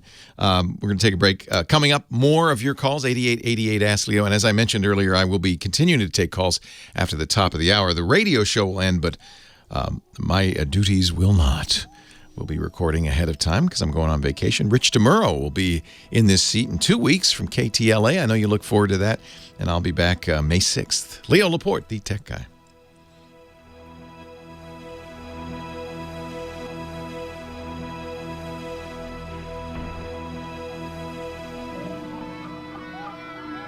So I think this is pretty exciting, but it does sound like we got a ways to go, don't we, Larry? Are you talking to me? Yeah. Am I off the line? Yeah. Yeah. Oh no. We have no ways to go at all. The only problem right now is the cost. How much do you guesstimate that display is listing for? I want to see if you. Well, but who wants a 32 foot by 8 foot display? Well, Google's got a 9 by 32, and they're up in the Bay Area. You should know that. Yeah, but who wants in their home anything that big? This is not for consumer. No. This is just I just mentioned it because I figured you would. I probably shouldn't even mention it on the air because it is for commercial application. Yeah. So what my interest is, and everybody else's is, when this becomes a consumer product, and one of the big problems they have to price is not an issue because, of course, it always falls. But the big issue is how you get those pixels down to a normal size so you can have a 72-inch TV instead of a What is? Well, I don't know what the measurement is on a 32-foot by 8-foot TV. Well, the deal is this. Yeah, I mean, this is an extended conversation, but the deal is that Samsung is probably going to be the first. Sony's not going to. They're only offering this as a commercial application for digital signage and whatnot. But for a small consumer TV, yet Samsung is probably going to be doing this, selling consumer units. Now, I will tell you that Samsung does have a cinema. Are you familiar with the Samsung cinema?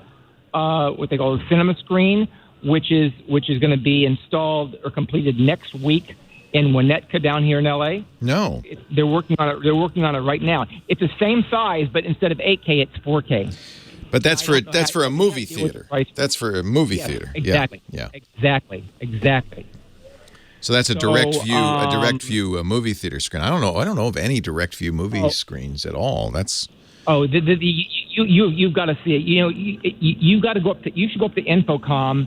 You should go up to Infocom in May up in Vegas, and they're likely. I'll know in a couple weeks I'll know at the end of this week from Kevin O'Connor if they're going to have it. More than likely, the turnout or the response was so huge that they're probably going to repeat this again at Infocom next month up in Vegas. I would love to see this cinema screen.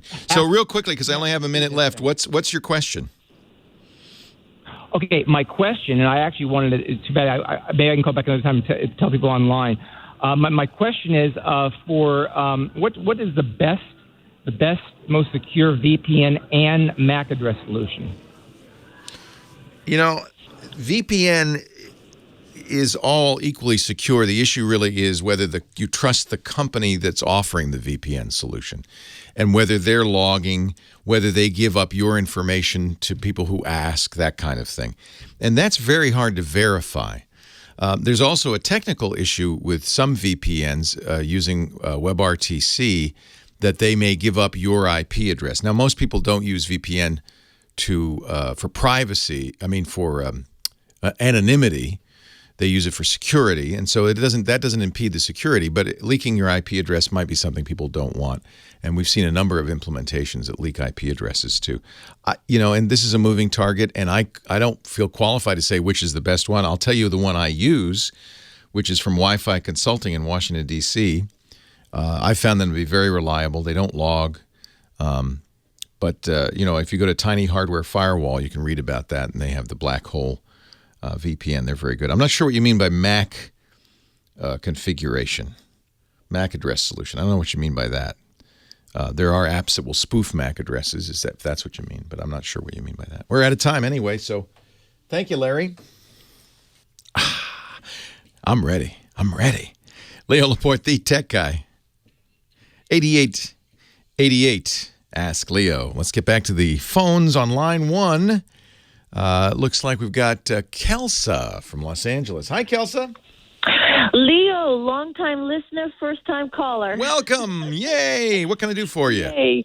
So you're not even going to believe this when I tell you this, but I am on Vista. Oh, I believe it. I'm not happy about it, but I believe it. It's been a very long time since I've done any kind of upgrades. I've got I'm the workaround queen. I've got like three external hard drives. I've got pieces all over the place, and it is time for me to go to Best Buy with my credit card. Yes. And do something about this. So how I need exciting! Let me ask you. I need everything. What do you do with your computer? Well, that's the thing. That's why I'm a freelance reporter and an actor. So I have tons of video, like lots of video, lots of pictures. So I need space, which is why I have all of these external hard drives. And I'm always editing stuff. And right now I can't even go into MPEG-4. All of my stuff is so old. No, yeah, you can't. So video editing. So I'm always looking, when I talk to people, the reason I ask this question is I generally want to push people towards more secure, simpler solutions like Chromebooks or iPads. But video editing, depending on how complicated you want to get it, that's a hard thing to do on a Chromebook. It's actually not that hard on an iPad.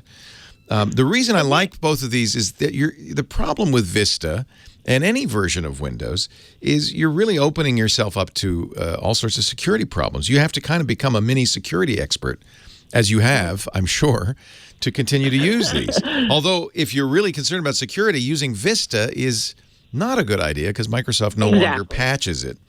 And of course, you're running up against the browsers not being updated, a lot of things not being updated. So already Chrome, I'm using a Chrome, and it's already telling me this is they won't support I can't download. There's all kinds of stuff. So it's like that. So are you against the idea of using a Mac? Yes. Okay. So it's a Windows 10 for you. Yes. Do you want a laptop or a desktop? Probably a desktop. I have an iPhone, although it's also bursting at the seams, but I can deal with that in another day. And I'm plugging in my iPhone and constantly downloading stuff into my computer. And I know a Mac would probably make more sense, but I hate Mac. Okay, that's fine. Yeah. If you hate Mac, you hate Mac. I'm not going to force you. No one here is coerced into doing anything they don't want to do. And Windows 10 is great. I really like Windows 10. One of the things you get with Windows 10 is a huge variety of different kinds of form factors. You get everything from a standard laptop to the Ultrabook, the Ultralights. You get the convertibles, which the screen folds over and turns into a tablet. You can get the detachable 2-in-1s like Microsoft Surface, where the screen detaches from the keyboard and becomes literally a tablet, and everything in between. And that's just the portables. So there's a lot of choices for you, and that's where it becomes difficult. What's your budget? Well, that's the thing. As I said, I'm a freelance reporter and an actress. So you have no money, in other words. Yes. Now I understand. So, I mean, I want to go. I would definitely. I'll have to spend some money. I can't keep doing this. This is ridiculous. But one thing I might suggest is that you look at places in the cloud to store your photos and video. Google, for instance, offers virtually free unlimited video and photo storage.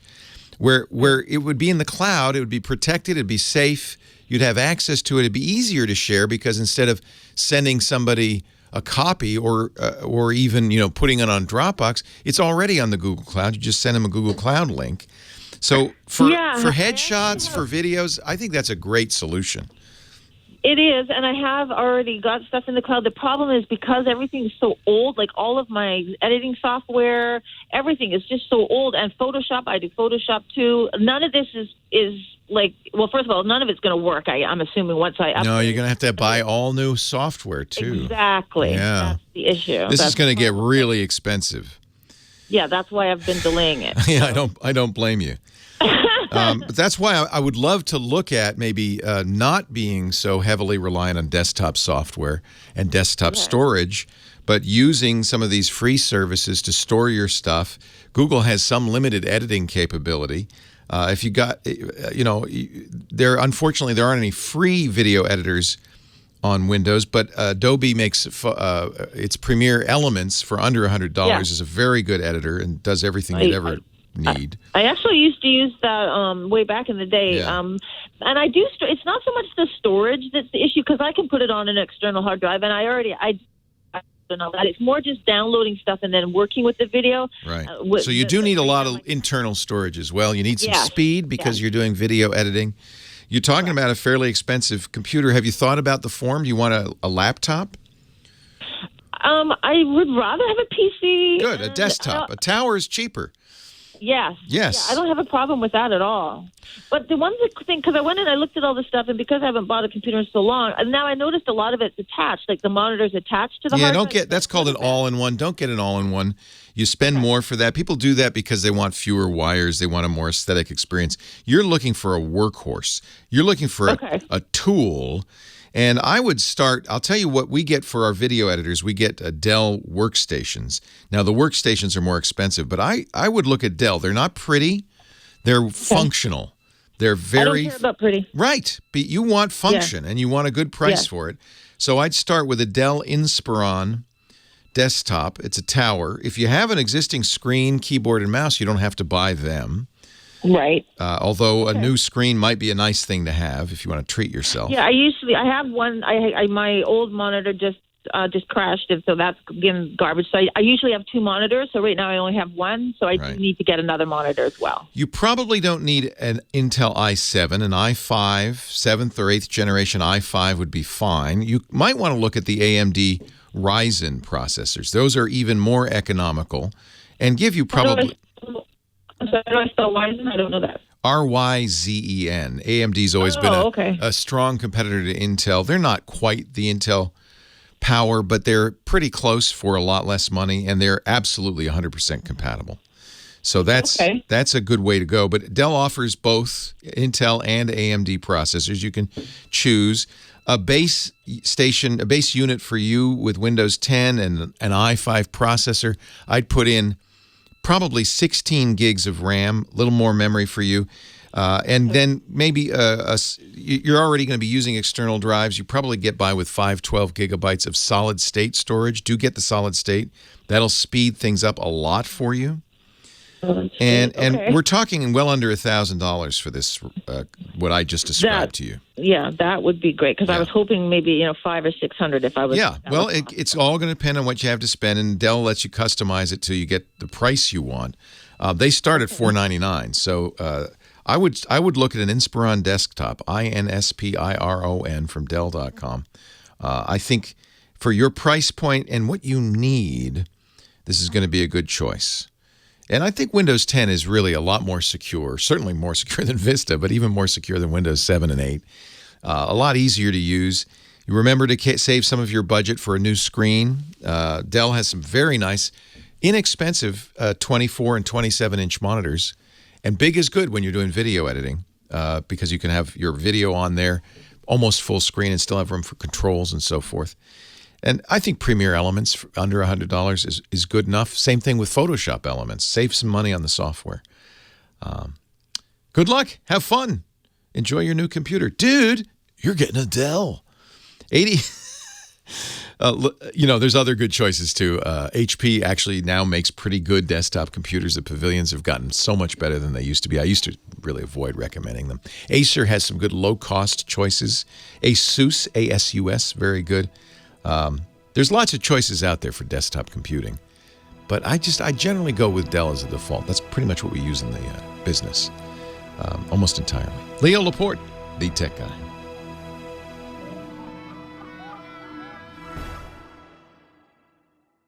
Our show today brought to you by my blogging, hosting, internet platform, WordPress.com. I'm such a big fan of WordPress.com. I've been a WordPress fan since Matt Mullenweg first put it out in the 2000s.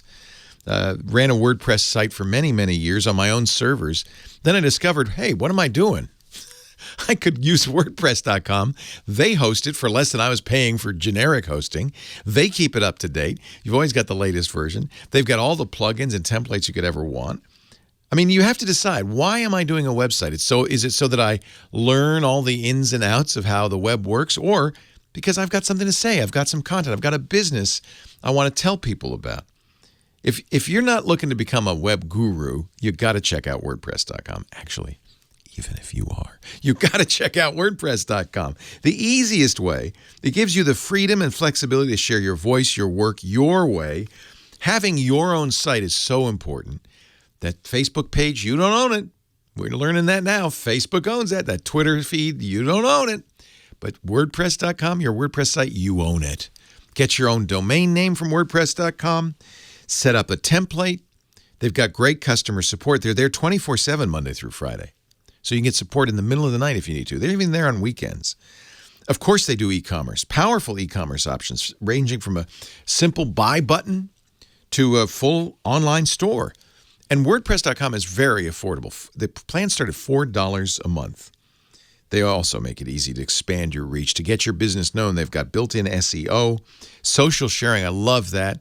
And WordPress.com is its own community. So you can also have a favorite button on there, and members of the WordPress.com community will see you. You might even show up on the front page there. All the plugins you might need. I use plugins like Google's AMP plugin to speed up my mobile loading. HTTPS, of course, because we want to be secure. You know, it's really no surprise. 30% of all websites run on WordPress. You can just get started today with 15% off your new plan purchase if you go to our special page, WordPress.com/techguy.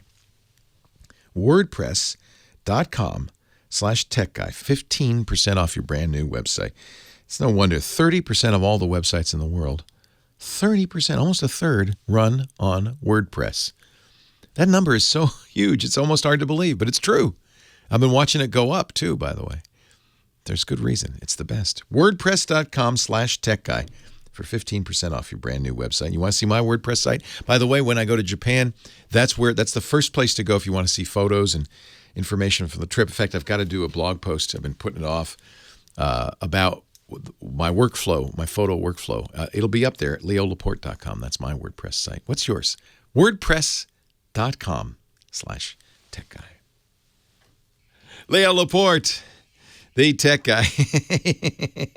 8888 Ask Leo. Thank you, Michael. Michael Cozio, our musical director. Thanks to Kim Schaffer, too. She's been working so hard answering the phones, getting you prepared for your appearance on national radio.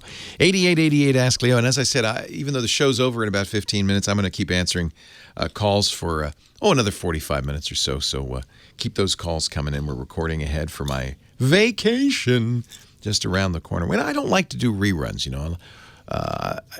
because I'm going to be gone for 2.5 weekends. We're going to record 3 shows ahead of time. I recorded all the calls. I'll be doing recordings of all the breaks and everything. So it'll be all brand new, nothing anybody's ever heard before. And then we're going to bring in Rich DeMuro for one of those weekends. So not next weekend, but the weekend after, the last weekend in April. Rich DeMuro will be filling in for me from KTLA TV in Los Angeles. He does a great job, so I think you'll enjoy him if you haven't heard him before. Glenn in South Carolina is next. Hey, Glenn, Leo Laporte, the tech guy. Hi, Leo. How are you? I'm great, Glenn. How are you? Fine. I have been following you guys since the old Tech TV days. Oh, another one, huh? Yeah, I apologize for the speech impediment. I had a lot of dental work done Friday. Oh, you sound fine. You sound fine. I just wanted to give you a pat on the back for today's show. You've seen me struggle today, haven't you? Well, it got so bad I had to go out on the deck. I mean, I got a doctorate in experimental physics. Oh my goodness! Oh, well, I was doing radio astronomy, and one of the scaffoldings collapsed, and oh no, I became disabled. Oh, I'm so sorry. No, you live with it. Do you get to practice physics still a little bit, or astronomy at all? I ran two planetariums for 20 years. Nice. And nice. in front of those people, I could never recover like you did. Yeah, I love planetariums, by the way. This is the hidden secret of many communities. These planetaria are so fun. You go there, it's relaxing, they darken the room, and some smart person like you tells you all this cool stuff about the universe around us. I love planetarium shows. I make a point whenever I'm visiting a city to see if they've got a planetarium, and surprisingly, most do now, which is great. Yes, they do. And I think it's very important that the show lasts no more than 25 minutes. Oh, that's good, because I was at a 2-hour show and I fell asleep. It's too relaxing. Yeah. And the last 20 minutes are devoted to questions and answers regarding the presentation. Good for you. Well, the people ask some fun questions, don't they? Yes, they do. Kind of like what you had today. Oh yeah, well I'm glad you understand. Pat on the back, Glenn, bless you. So you're not working in the planetarium anymore? You retired from that? I retired, and I'm building a Linux and Chrome box at the moment. How fun! Well, I'm a Windows guy too, but we weren't even allowed to use assembler when I was in school. We had to do only binary, and when we could wait a minute. You had a program in ones and zeros? Yes, sir. Holy cow! But I wanted to give a big shout out not only to you, but a couple of other people on your network, if you don't mind. I don't mind at all. A special hello to Steve Gibson, Father Robert Balasair, Patrick Norton, and Mary Jo and Paul. Mary Jo Foley, Paul Thurrott. These are all hosts of our various shows. Steve does our security podcast, Security Now. Paul and Mary Jo do our Windows Weekly show. Father Robert Balasair does Know How. He's the digital Jesuit. Unfortunately, we're losing him. The Pope has called him to Rome. I know. And I don't mean ROAM. I mean Roma, Italy. So, I know, man. He's gonna be declared for sainthood. He's going to be a bishop someday, maybe even a cardinal. He's on his way, but we are going to lose him as a host. He's wonderful. Of course, Patrick Norton, who hosts our This Week in Computer Hardware show, is also a longtime friend from the good old days at Tech TV. And I remember when he was young and had some hair. well, all the hair, something weird happened to him because all the hair came down from his head onto his chin. He's got a big beard. It's all in his chin now. And I'll let you go. I know you have important questions. You have an extraordinarily pretty young lady answering your phone. Well, And now Kim is going to blush, I know, but I couldn't agree with you more. Oh, see, she's turning bright red. I couldn't agree with you more. Thank you so much for the work you do, and especially for the patience and recovery you showed during today's show. Well, it's easy for me to be patient, I'll be honest with you, because thank you for your very kind words. I really appreciate it, Glenn. I feel like people are wandering in the wilderness, really. I often wonder, my family and friends, the people around me, I watch them all the time, and I don't know, I'm there to support them, but I watch their bafflement when they're faced with this stuff. And it reminds me that most of the technology we use in our lives, and we use it all the time, every day, is designed by engineers for engineers. And I love engineers, whether they're hardware engineers or software engineers. I understand the mindset, but they are often not the best people to design interfaces for normal people, or software or hardware for normal people. And so, and then of course these computer companies have gotten so profit sensitive. Their prices have, it's our fault. We've forced the prices so low on hardware and software to some degree that they can't afford really good tech support. And people who are really knowledgeable and good aren't generally working the customer support lines. Partly because if you're really good, you can get a better job as an engineer, and partly because a lot of engineers aren't really good at talking to people, communicating. So we're in a position now where we use so much technology in our lives, but so much of it is baffling to us, confusing, and I see this every day when I talk to people on the show, and I feel like that's kind of, I've got to do this work to help because it's confusing. I don't blame you. Unfortunately, a lot of the times, there's not much I can do to help. People have gotten themselves in such pickles, dug such deep holes for themselves, or they're trying to do stuff.